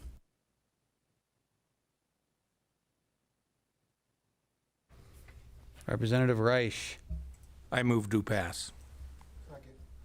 Motion by Reich, seconded by Emery. Any discussion on the do pass motion? Nothing further. Nothing? Okay, then the motion is do pass on House Bill 1278D. All those in favor of do pass will say aye. Those nay. The secretary will please call the roll. Representative Baumüller. No. Emery. Aye. Gosh. Pass. Hanson. Healy. Pass. Heineman. Aye. Jamison. Aye. Lems. Aye. May. Reich. Aye. Schaefbauer excused. Let's see, Gosh. No. Healy. Aye. Overwig. No.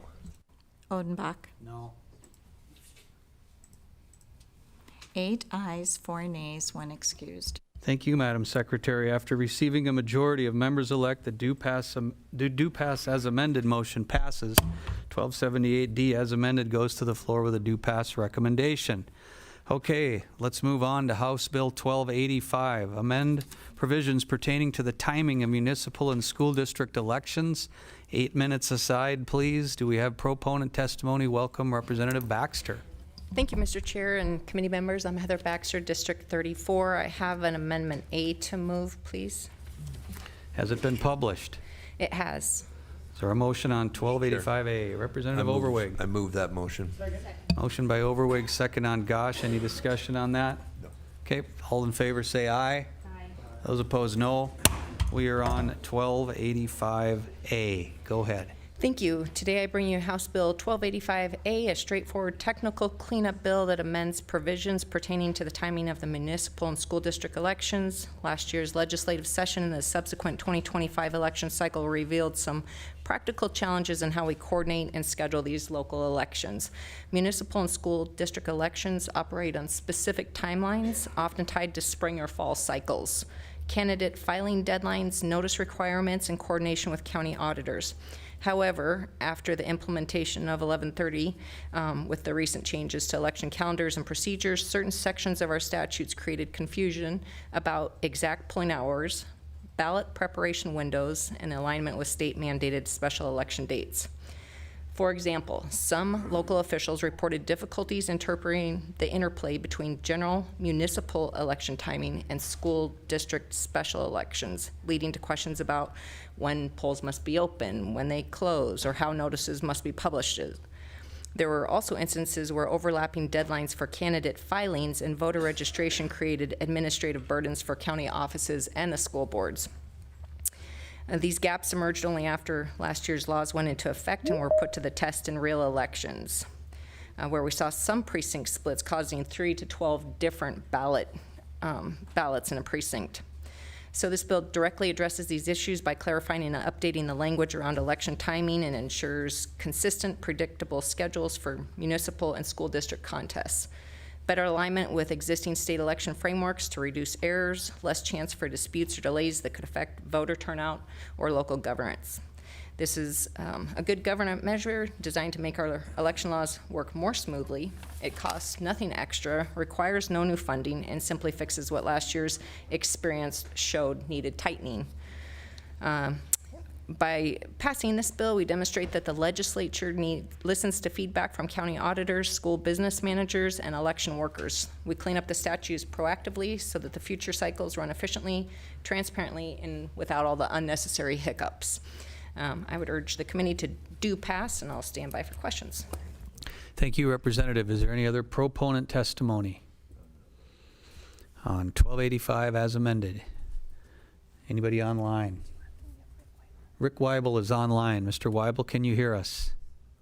Yes, Mr. Chair and committee members, thank you so much. Rick Weibel from Elkton, South Dakota, representing myself.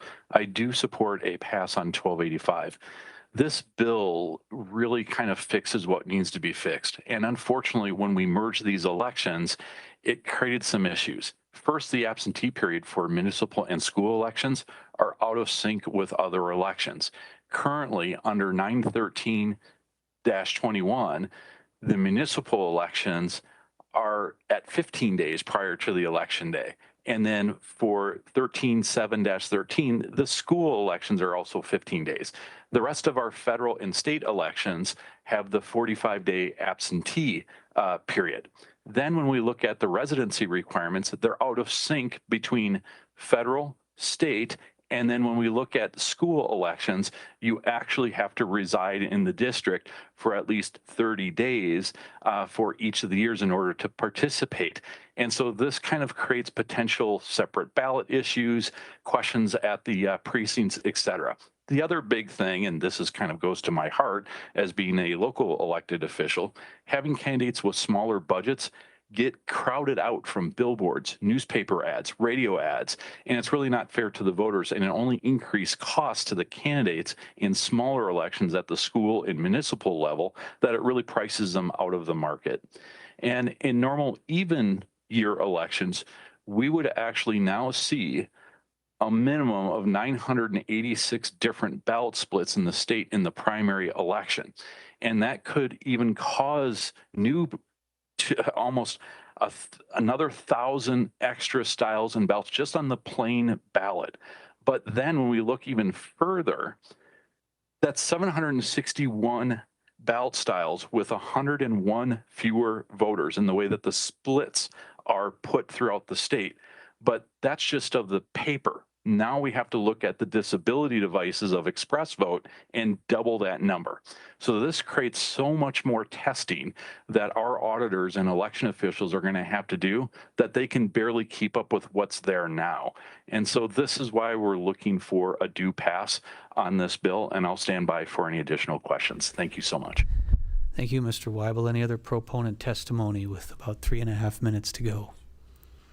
Okay, is there any opponent testimony to House Bill 1285 as amended? Opponent testimony.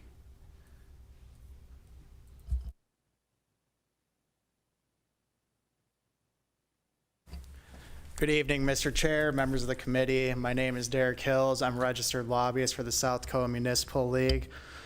On behalf of the league, representing all 309 municipalities across our state, I rise in opposition of House Bill 1285 today. At a high level, this bill is not simply a technical cleanup of election statutes. It is a sweeping restructuring of local election administration for municipalities. It changes our timelines, terms of office, vacancy procedures, special election rules, and most significantly, it mandates consolidated elections in even-numbered years with county-run primaries or general elections. When we have 309 municipalities, you find that elections are not one-size-fits-all. Some communities benefit from our June elections, some from November elections, and some from coordinated elections with schools when it is a local choice and when local capacity allows. This bill repeatedly changes may to shall, converting flexible options into mandates. It requires regular municipal elections to be held in conjunction with school district elections in odd number years and repeals the current statutory framework that allows rather than requires certain joint election structures. Local governments should be the ones retaining authority to choose what works best for their voters, their staffing capacity, their polling locations, and their budgets. This proposal also makes substantial changes to terms of office across several forms of municipal government, requires new staggering structures and direct extensions of certain terms set to expire in 2028 or 2030. From a municipal perspective, this is a significant policy shift. This is going to alter what voters expected when they elected someone to a defined term. It's going to create confusion about when offices are actually up for election, and it's going to complicate succession planning and candidate recruitment. Finally, this bill also tightens timelines and imposes bright line rules on when special elections may or may not occur, including restrictions within 90 days of regular election and requires certain petition questions to be moved to the next regular election. For cities, timing is not theoretical. When there is a vacancy or an urgent local question, the ability to act promptly matters. This proposal risks delaying community decisions and leaving seats unfilled longer, particularly when the next regular election is dictated by a broader consolidated calendar. Cities support efficient elections and are always open to modernization. However, this legislation is going too far and too fast at this time. For these reasons, the Municipal League respectfully asks for your opposition to this bill. Thank you. Thank you, Mr. Hills. Any other opponent testimony? About 5 minutes left here. Mr. Chair, members of the committee, Heath Larson, Executive Director, Associated School Boards, and I got to get to church at 7, so my wife's not mad at me. I do rise in opposition today of House Bill 1285, and this is a major shift in elections and terms, and we are very concerned about this. Last legislative session, most of you are aware, we did the legislature passed House Bill 1130, getting things aligned from a primary election or general election opportunity. We did oppose that bill. However, we have worked diligently at Associated School Boards with the Secretary of State's office, our municipalities, our counties, to get connected and work through some of the unintended consequences and challenges with that. We also, as we have worked through that process, believe that the Secretary of State's office is working through some of those concerns as well and working to address those items and issues. Several years ago, schools were allowed to go to 2 or 4 year terms for school board elections, and now we fast forward 3 more years, and some of them did do that, tried to get aligned. They did that. Now we're looking at going back again. It's kind of like a back and forth ping pong ball, so to speak. So there's a lot of confusion. There's a lot of unknowns. We really urge you to resist this bill.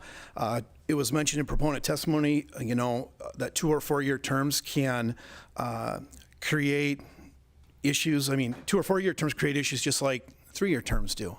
So the issues and the confusion and chaos can stick with 2 or 4 year term requirements as well. Let's just stick with what we are working through right now with the bill that was passed last year. This is too confusing. It's too chaotic. I urge you to resist the bill. Thank you. Thank you, Mr. Larson. Any other opponent testimony? Get 3 minutes to go. Evening, Mr. Chair, members of the committee. Sam Nelson, I'm a registered lobbyist for the Sioux Falls School District. We just wanted to say a brief me too. The last couple bills that have been passed on this subject, we've had to sit and work through, and as the previous opponents testified, this completely upends the apple cart after we just gotten reset to do things in accordance with the statutes that you previously passed. This bill's unneeded at this time. We ask you to oppose it. Thank you, Mr. Nelson. Any other opponents? 2 minutes. Christine Larkamp, Director of Elections at the Secretary of State's office.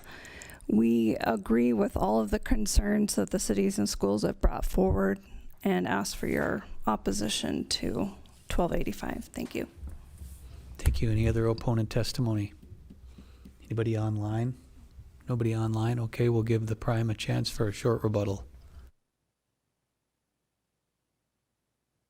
Thank you, Mr. Chair and members of the committee. Well, I'll try not to let my ego get big with all of the people that came up and quite the crowd I was able to draw. So I know a lot of the bills this year so far have been agency bills. This wasn't an agency bill. It was brought because of auditors and election workers reaching out. It still gives them flexibility on elections, even with vacancies. It eliminates confusion with timelines. It still maintains local control, and not all issues for this year have been worked out. This would not go into effect till January of 2027. So thank you for your time, and I'll stand by. Okay, we'll close the taking of public testimony and open it up then to questions from the committee. Any questions from the committee? Okay, then I will turn it over to committee discussion and or action on 1285A. Representative Reich. I move to the 41st day. Motion by Reich, second by Healy. Any discussion on the motion for 41st day? I think that the opponent testimony spoke loud and clear, and we need to be listening to the cities and the schools. Thank you. Any other discussion on the 41st day motion? Okay. All right. Well, then, hearing none, the motion is to move 1285 as amended to the 41st day. All those in favor will say aye. Those opposed, nay. The secretary will please call the roll. Representative Baumüller. Aye. Emery? Aye. Gosh? No. Hanson? Pardon? Aye. Okay. Healy? Aye. Heineman? Aye. Jamison? Aye. Lems? Aye. May? Reich? Aye. Schaefbauer excused. Overweg? Aye. Odenbach? Aye. 11 ayes, 1 nay, 1 excused. Thank you, Madam Secretary. After receiving a majority of members-elect, the 41st day motion passes. 1285 as amended is sent to the 41st day. Okay, moving on. We are now on House Bill 1301, limit costs and risks associated with the electricity use by data centers and impose a moratorium 8 minutes aside. Representative Healy.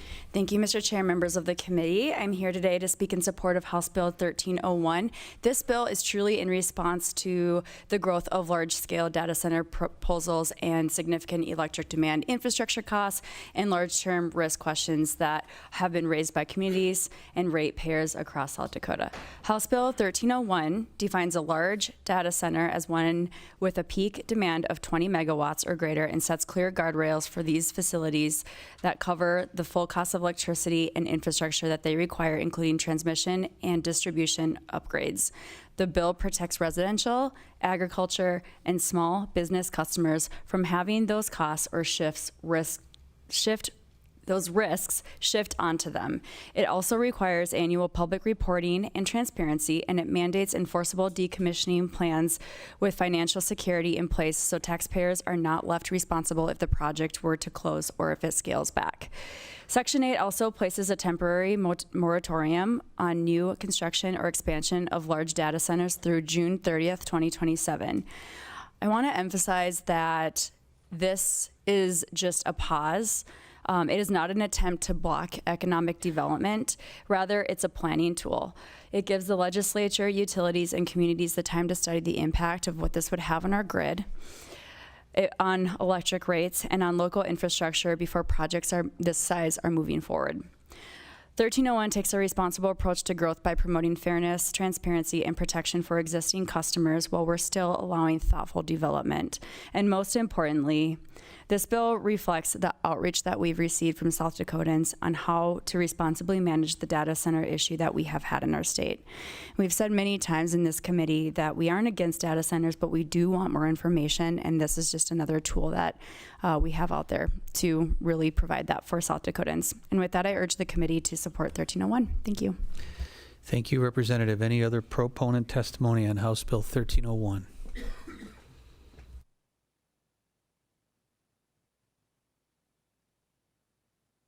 Thank you, Chairman, members of the committee. My name is Jordan Deffenbaugh. My qualifications for this testimony is I'm a resident of Sioux Falls, South Dakota, a fifth-year generation South Dakotan, and I was a part of the petition effort in Sioux Falls. Also, a perspective that you may have not gotten in these conversations about the data center. I have been involved with AI security firms in Berkeley, California specifically, mostly starting in 2017. I got a scholarship to the Center of Applied Rationality in Berkeley, and I associated with members known part of the Thiel Foundation, so Peter Thiel. So if you know the company Palantir, that's that. So I say these things because there's a lot of questions. There's a lot of questions around these data centers. Why are there so many at once? What will they process? What are they actually going to do? Not just in terms of the data they process, but what will they do to our communities? What are the effects of them? So in taking a pause in a moratorium like this, we are doing the responsible action to ask the question, not only of the effects of these data centers on our communities, but asking the question of who are we working with? I highly recommend looking into the work of Peter Thiel and associated members of the Thiel Fellowship. It might enlighten you to some of the dark things that these people are involved in. And I say that as a warning. Thank you. Thank you, sir. Any other proponent testimony for House Bill 1301? Got about 4 minutes. Chair and committee, Sarah Stever from Lennox, South Dakota. I just want to make a statement that and I may have made this already, that I'm also not an anti-data center. We use them every day. You can't live in a modern world without using them. But I do think that hyperscale data centers are dramatically different. And I believe they need to be handled a little bit differently. What I really like about this bill, and like all of it, but what I really like is the decommissioning portion of it. This industry is changing so fast. If you are not aware, a company called StarCloud has already begun, through a relationship with SpaceX, launching into orbit data center components. So data centers will be orbiting the Earth, according to Elon, within 1 or 2 years, maybe 3. So we don't ever know how that's actually going to work out. But we also don't want stranded assets, and I think we need to approach this with care. Also, our counties need time to get proper ordinances in place. So we've heard a lot about local control, and I would definitely advocate for the fact that our counties need to get their ordinances in place. So thank you. Thank you, Ms. Stever. Any other proponent testimony?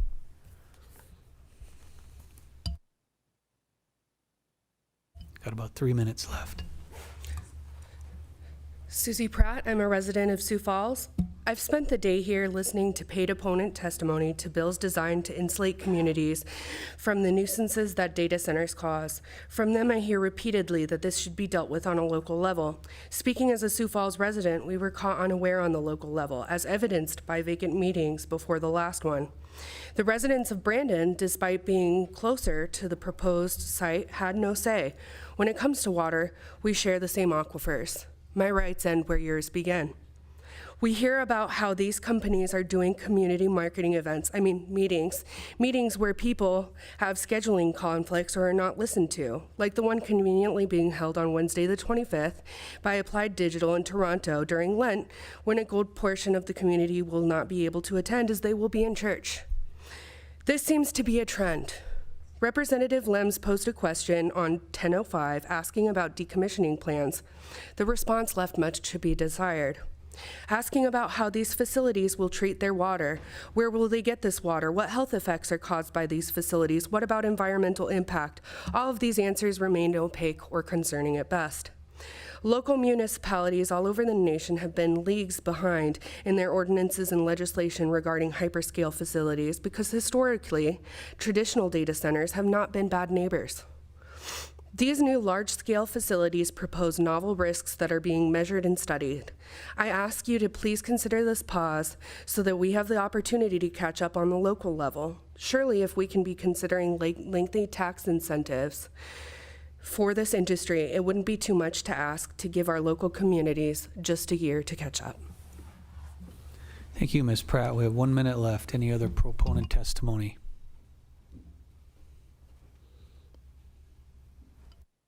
Hello, committee. State Affairs Committee, Janet Jensen, representing myself from Rapid City. I just want to give a me too. Again, 2 things I really like about this bill. The moratorium. Just let's have a little bit of time to really kind of consider what we're doing and the impact that it will have. And I also like the decommissioning section. So thank you. Thank you. Any other proponent testimony in our final 30 seconds? Anybody online? We do have time for one online person to give a brief me too. And Mark Olson. Mr. Olson, sir, can you hear us? Yes, can you hear me? Yep, go ahead. Good evening, members of the committee. My name is Mark Olson. I live on an acreage just outside of Brandon. I'm the 4th generation to live on this homestead ground. I'm here calling for your support on House Bill 1301 and a 1-year moratorium on new large data centers. A data center has been proposed near our community that would require an enormous amount of resources. These resources include water, power, and land. All of these resources, I think we can all agree, are finite.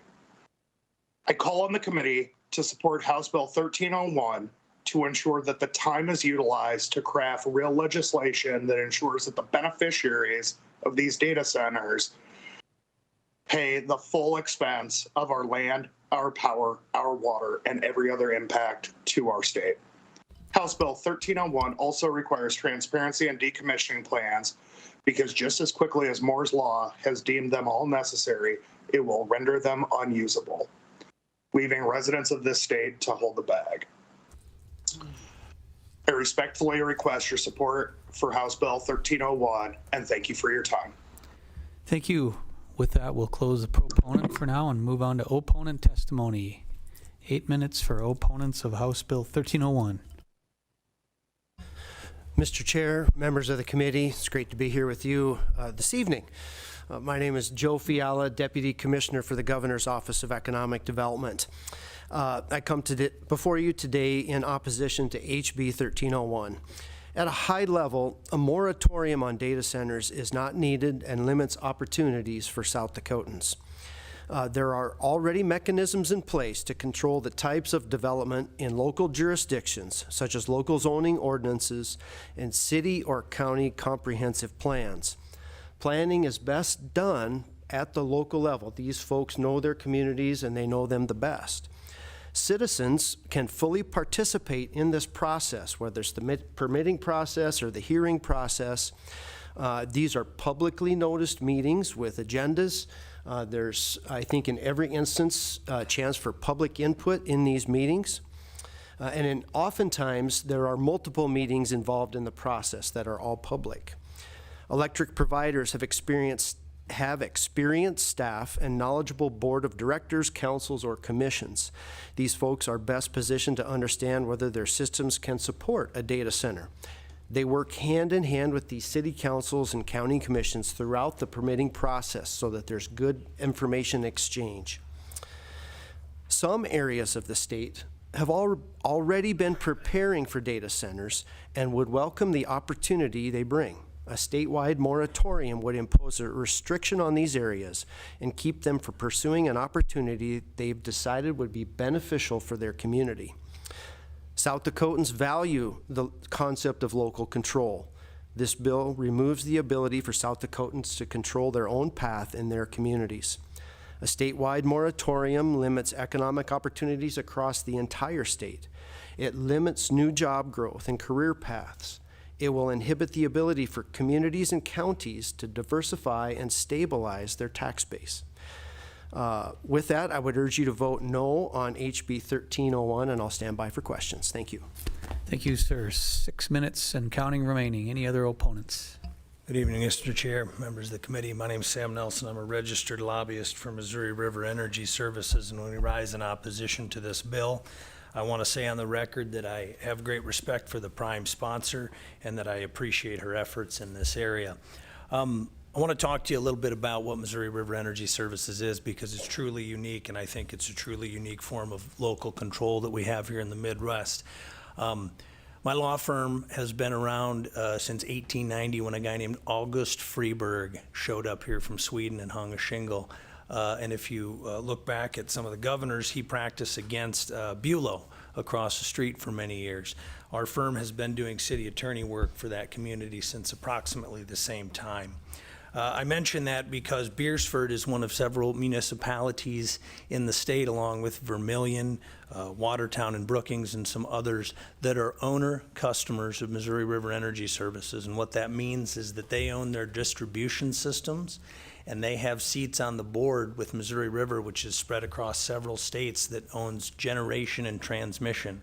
So those cities, on behalf of their citizens, have a degree of control over their power costs that is really pretty strong in comparison to some other systems. And so while I'm a paid lobbyist here, I want you to know that Missouri River Energy Services, in its own unique way, is directly accountable to the communities that it serves.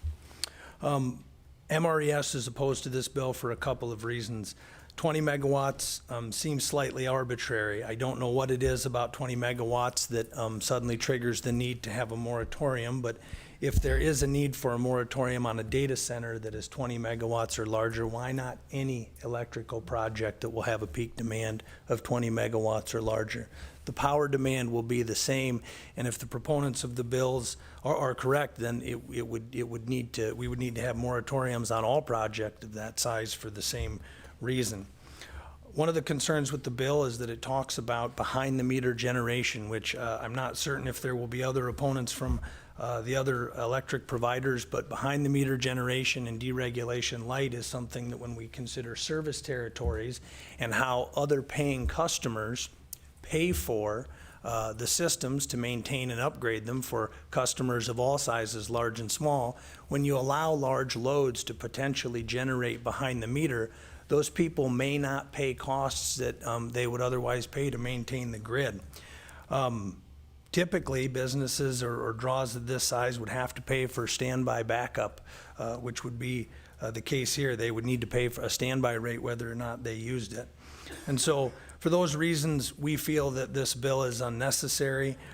We feel that if we're going to talk about 20 megawatts, we should talk about it in all capacities, not just data centers. I'd be happy to do my best to answer any questions you have. Thank you.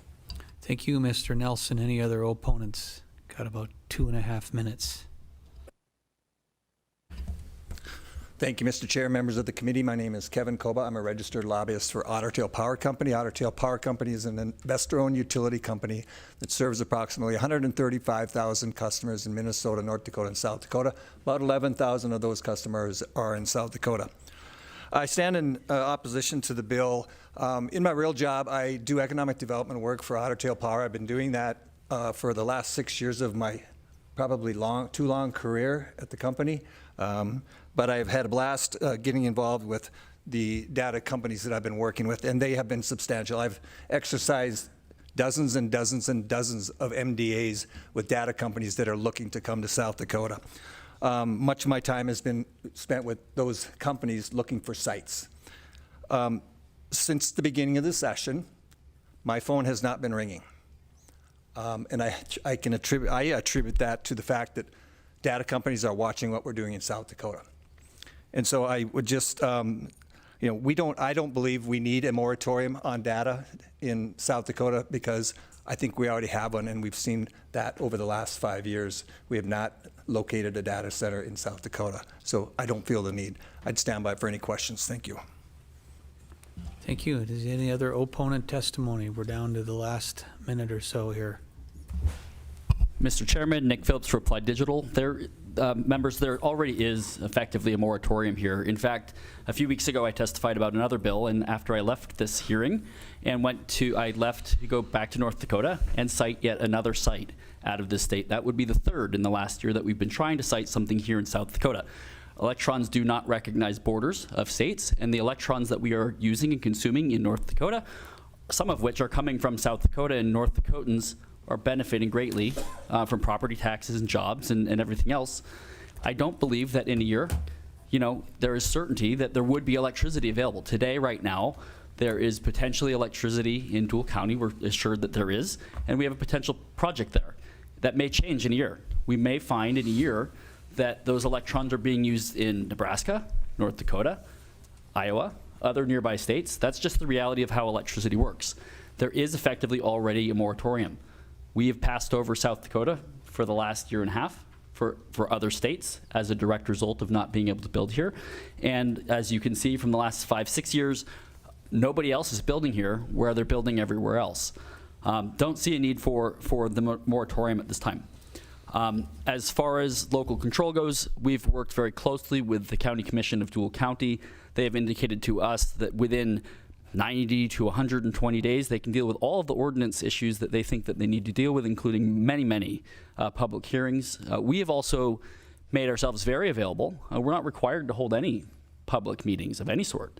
But this past summer, at great expense of time and money, I traveled all over the state with many people, and we held hearings in Watertown, Sioux Falls, Toronto, Rapid City, and some other locations, made appearances in front of the County Commission in Dual County multiple times, spoke at many events, and we are attempting very much to be very transparent about who we are, what we are up to, what are the benefits, what are the downsides, frankly. I'm happy to talk about those as well, of data centers, and how do we address those to make sure that people are not harmed. We've also testified in support of other bills that provide protections for folks that just actually came out of a Senate committee just a few moments ago. So there effectively is a moratorium now. I see no reason for this, and really the rest of the world is watching. I am getting text messages constantly. Why are you still bothering with South Dakota? It should be disheartening for South Dakotans. Thank you, Mr. Phillips. We're out of time, so anybody else can just give a brief me too as an opponent. And we got to move. We got another whole bill yet. Steve DelBianco with Net Choice, me too, as an opponent. Thank you. Thank you. Any other opponents want to give a me too?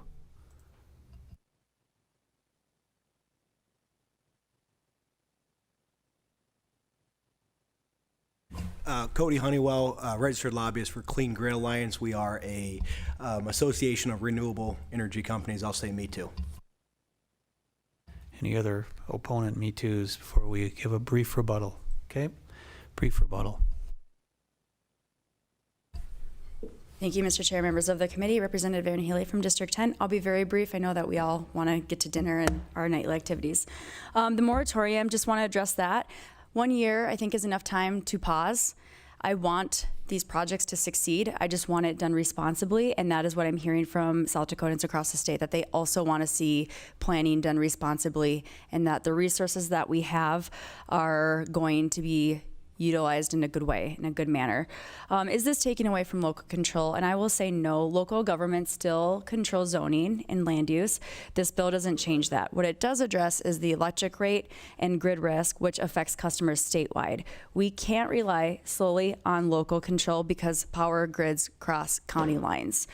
And when financial impacts can reach families across multiple communities, I think it's appropriate for the state to step in and to set some baseline protections. I also don't think that this bill infringes on local approval processes. It simply pauses those large-scale constructions while statewide guardrails are put in place to protect the taxpayer. So with that, I'll stand by for questions because we've been talking a lot about data centers today in the next few weeks. Thank you, Representative. With that, we'll close the taking of public testimony and open it up to any questions from the committee. Mr. Chair, for Mr. Emery. Rep. Emery. One of the people from Gemini. Anybody here from Gemini that wants to talk to Rep. Apply Emery? Digital, sorry. Apply Digital. Yeah, sorry. Wrong company. Go ahead. Thank you for staying very late tonight, but can you tell me, like, if the large data center scales back or leaves early, like what guarantees are in place for the local taxpayers that are in that region, wherever it might be here in South Dakota? Mr. Chairman, Nick Phillips from Applied Digital for the record. Thank you. So I might want to take a step back and return a question if that's okay. What protections are you looking to understand from that perspective? Sure. So I'm just talking just in general, like whether it's infrastructure protections, protections for the grid that's there, job protections, water protections, just protections in general. Okay, I love the question. Thank you very much for the question. Mr. Chairman? Phillips. So a few things. So number one, we pay for all of our infrastructure costs, all of them. In Ellendale, North Dakota, the way that has worked, as well as in Jamestown, North Dakota, with Otter Tail, who is our utility there, as well as in Harwood and all of our other locations, we're required to pay for substations to be constructed. Typically, we have built them and then turned the ownership of those substations over to the utility. So there's no risk to the ratepayers for that utility in regards to that infrastructure. Same goes for transmission lines that we build. If we're asked to cause generation to be built, we would also be paying for those. And so there's really no risk to a consumer in that regard. From a property perspective, we are buying property from a private person for a more than fair price and building a very nice building on it. Those buildings are, with all of the equipment, billions of dollars. It takes many, many years for those dollars to be recouped. And we sign very long-term leases. So our leases typically look like 15 years with 5-year renewals, 3 of those, so a 30-year term is what we have.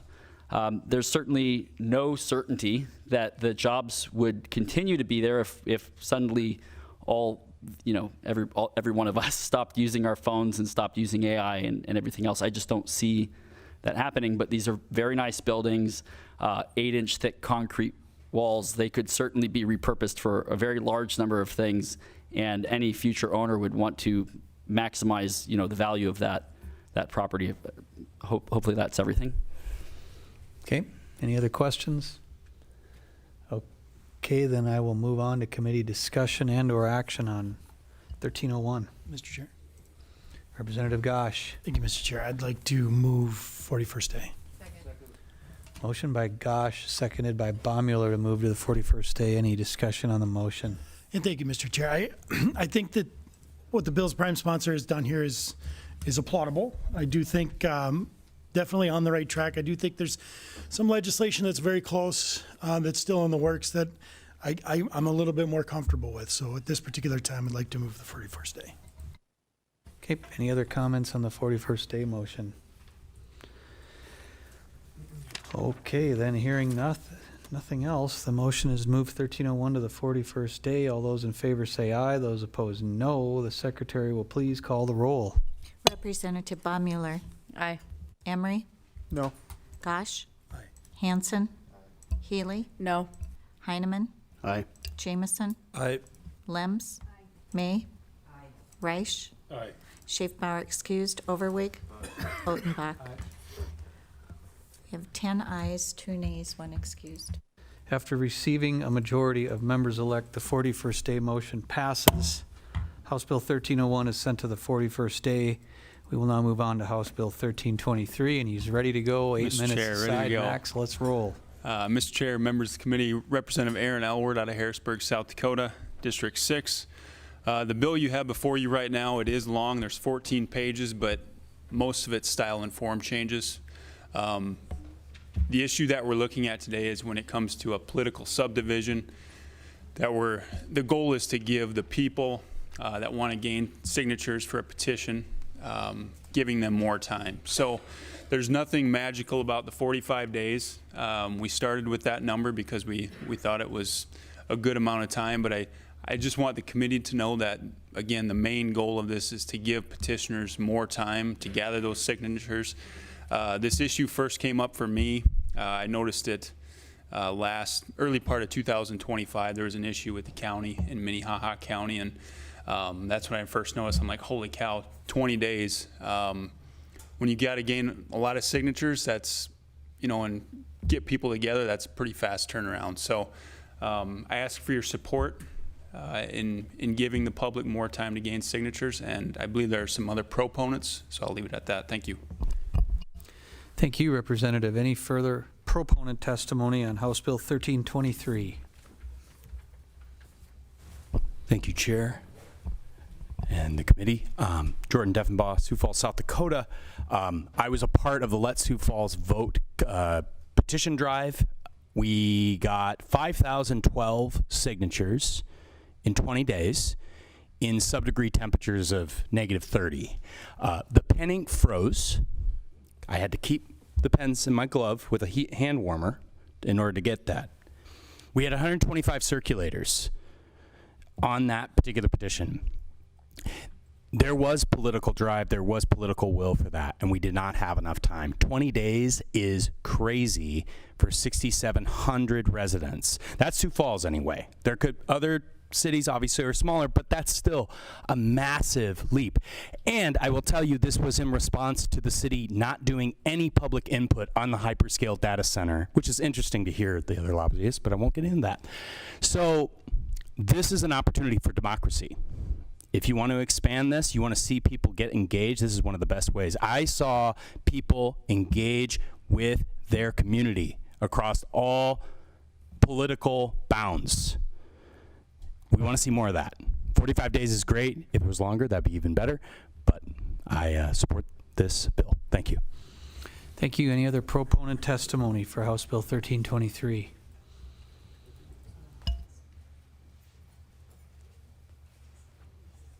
Hello, Susie Pratt, Sioux Falls. I also worked on the petitioning effort in Sioux Falls. I am a mother of 3. 2 of my 3 children are under the age of 3.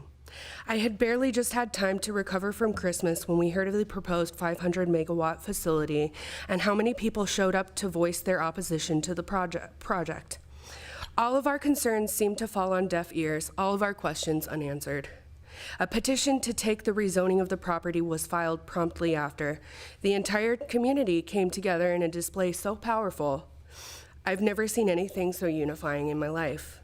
People from all walks of life, all sides of the political spectrum, came together in a peaceful unison.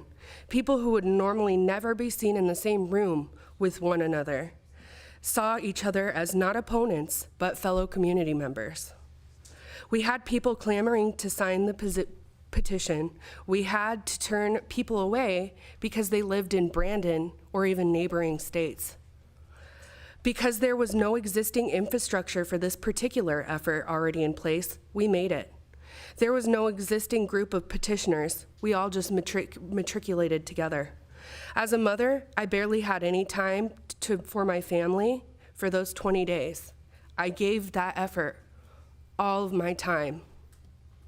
I've never seen so many people wanting to sign a petition in my life. We may not have succeeded due to some of the issues that both me and Jordan presented, but I feel like we grew together as a community, and I feel we might have made a statement that the 20 days is just simply not effective and it's not enough. Thank you.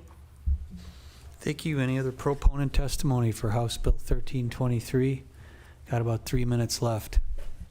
Hi, committee members. I'll keep it short. Chris David, Sioux Falls, District 13.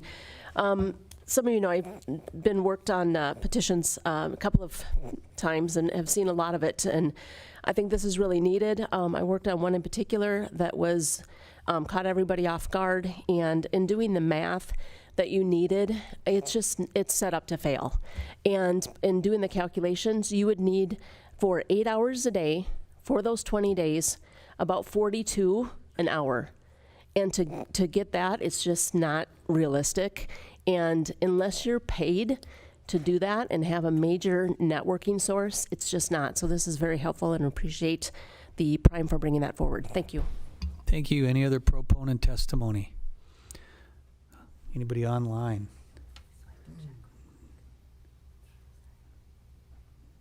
Nobody online. Okay, we'll jump to opponent testimony and give them about the same short 8 minutes. Good evening, Mr. Chair, members of the committee. Heath Larson, Executive Director, Associated School Boards. We are opposed to House Bill 1323. However, 20 to 45 days, it's about 150% increase. We will work with the bill sponsor. We understand that that can be a short enough timeline. There's a lot of bills right now in play with opt-out, different things of that nature with petition and timeline. And if the bill sponsor is willing to work with it, we can look to extend that from 20 days, and we'd be willing to work with the prime sponsor. Thank you. Thank you. Any other opponent testimony?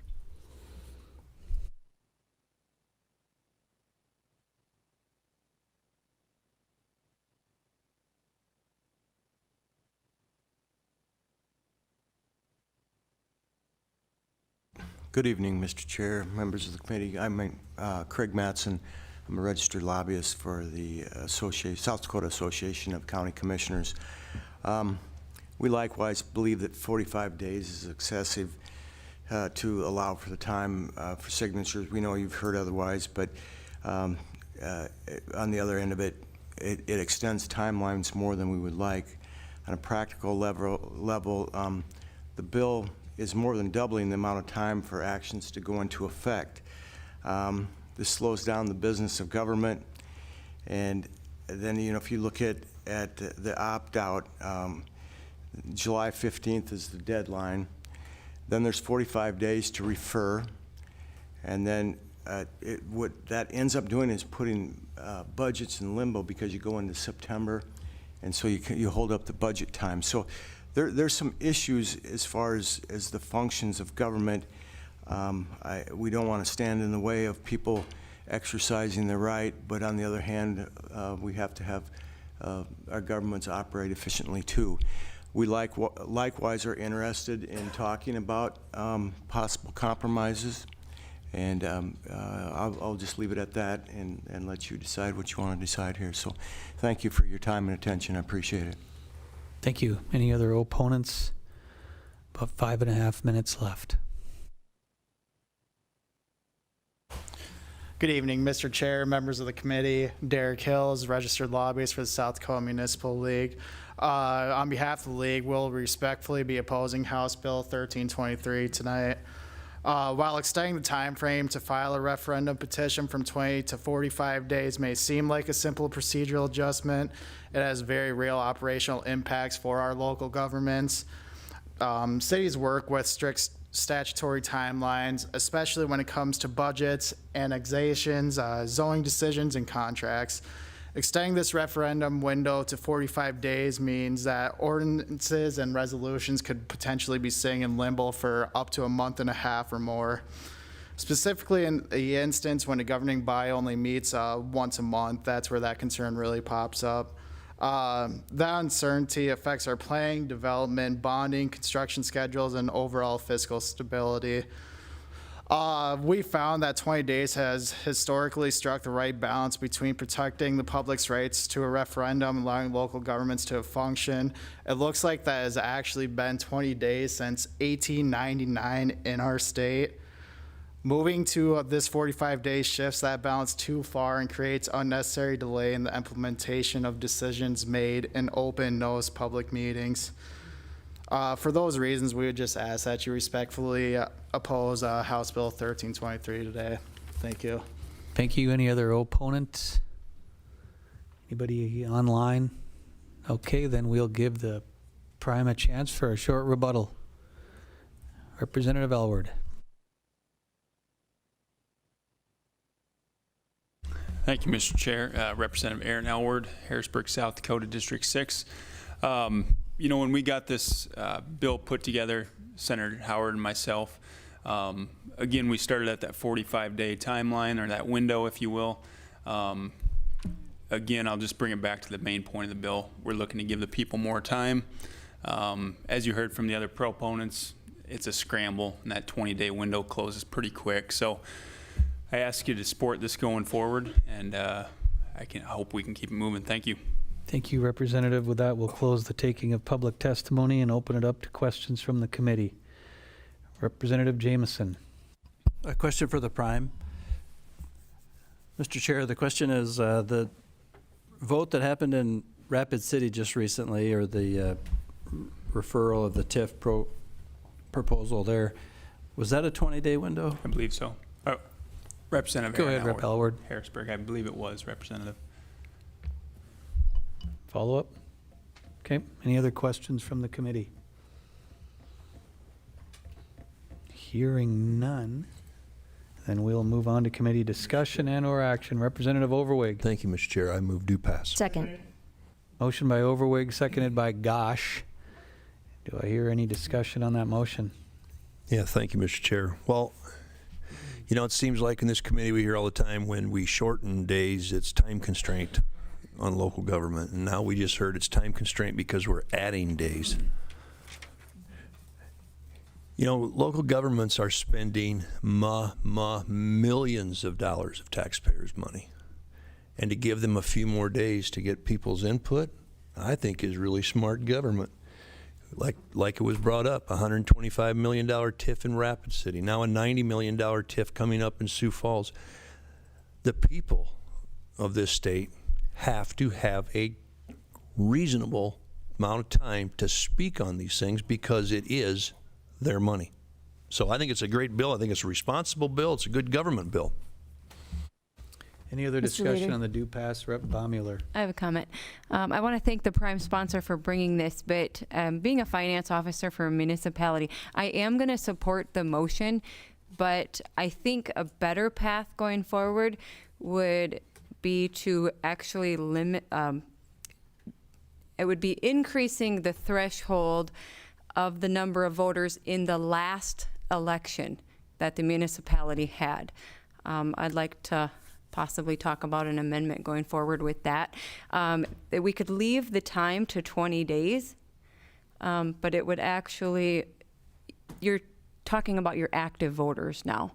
So increase that number to 10% of your active voters in the last election, which we looked it up. This would actually bring that threshold down to, there were 29,000 people who voted in the last Sioux Falls election. This would bring it to 3,000. So that's my comments. Thank you. Thank you, Representative Lems. All right, just very quickly, I just want to tell the people that have testified that are a proponent for this that I feel your pain. I know what it can be like to be under the gun and be in that time constraint, and you're doing everything that you can. I also know that there's weather is an issue sometimes, especially in the state of South Dakota. And sometimes it's okay for us to hit the pause button when the public is that interested in getting out and having their voice heard. I think government can slow down a bit because we need to remember that government was created for the people, not the other way around. So I'll be supporting this. Any other discussion? Rep. Hansen? Thank you, Mr. Chair. Well, I appreciate the sponsor bringing this and all the proponents. I think it's a great bill. When I've seen some of the things that have been going on, particularly in the Sioux Falls area, where, you know, circulators are out there working, there's so many volunteers, and the timeline is just too short. That's the bottom line. The timeline is just too short.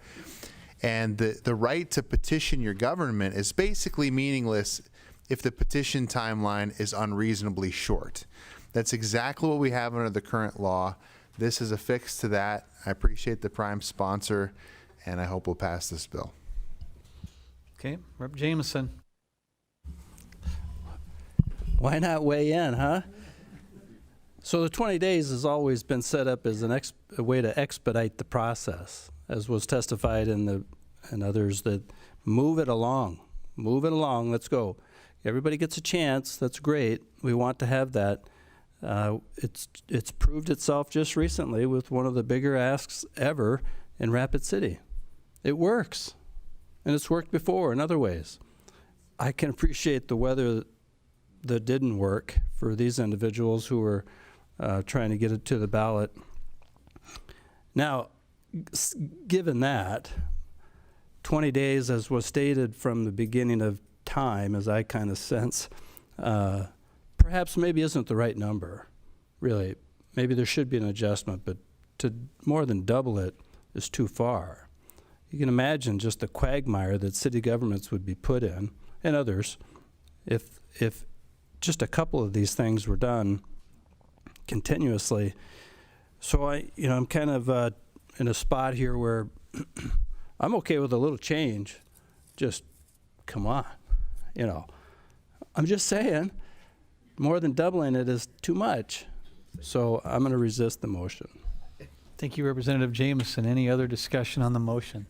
Representative Healy. Thank you, Mr. Chair. I'll weigh in. I'm going to vote yes on this. I do think 45 days is a lot. I do appreciate what all the opponents said, and I want to be considerate, and I think we can come to a compromise. So I'll be voting yes on this today, and hopeful that we see some kind of compromise come together. Anybody else want to weigh in? Okay. Seeing no further discussion, then the motion, I think, is due pass. Yes, I wrote that down, is due pass on House Bill 1323. All in favor will say aye. Those opposed, no. The secretary will please call the roll. Representative Baummuller. Aye. Emery. Aye. Gosh. Pass. Hanson. Aye. Healy. Aye. Heineman. Aye. Jameson. No. Lems. Aye. May. Aye. Reich. No. Gosh. Aye. Schaeff-Bowers excused. Overwig. Aye. And Odenbach. Aye. 10 ayes, 2 nays, 1 excused. Thank you, Madam Secretary. After receiving a majority of members-elect, the due pass motion passes. House Bill 1323 goes to the floor with a due pass motion. Seeing no further items on the agenda, I will entertain a motion to adjourn. Second. Motion by Heineman, seconded by Hanson. All in favor say aye. Aye. Those opposed, no. We're adjourned.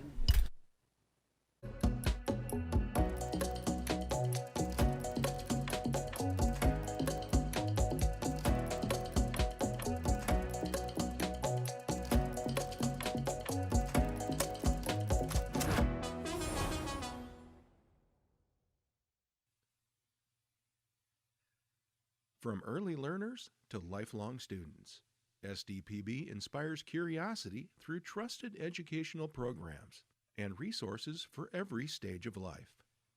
Good, useful, and full of wonder. SDPB.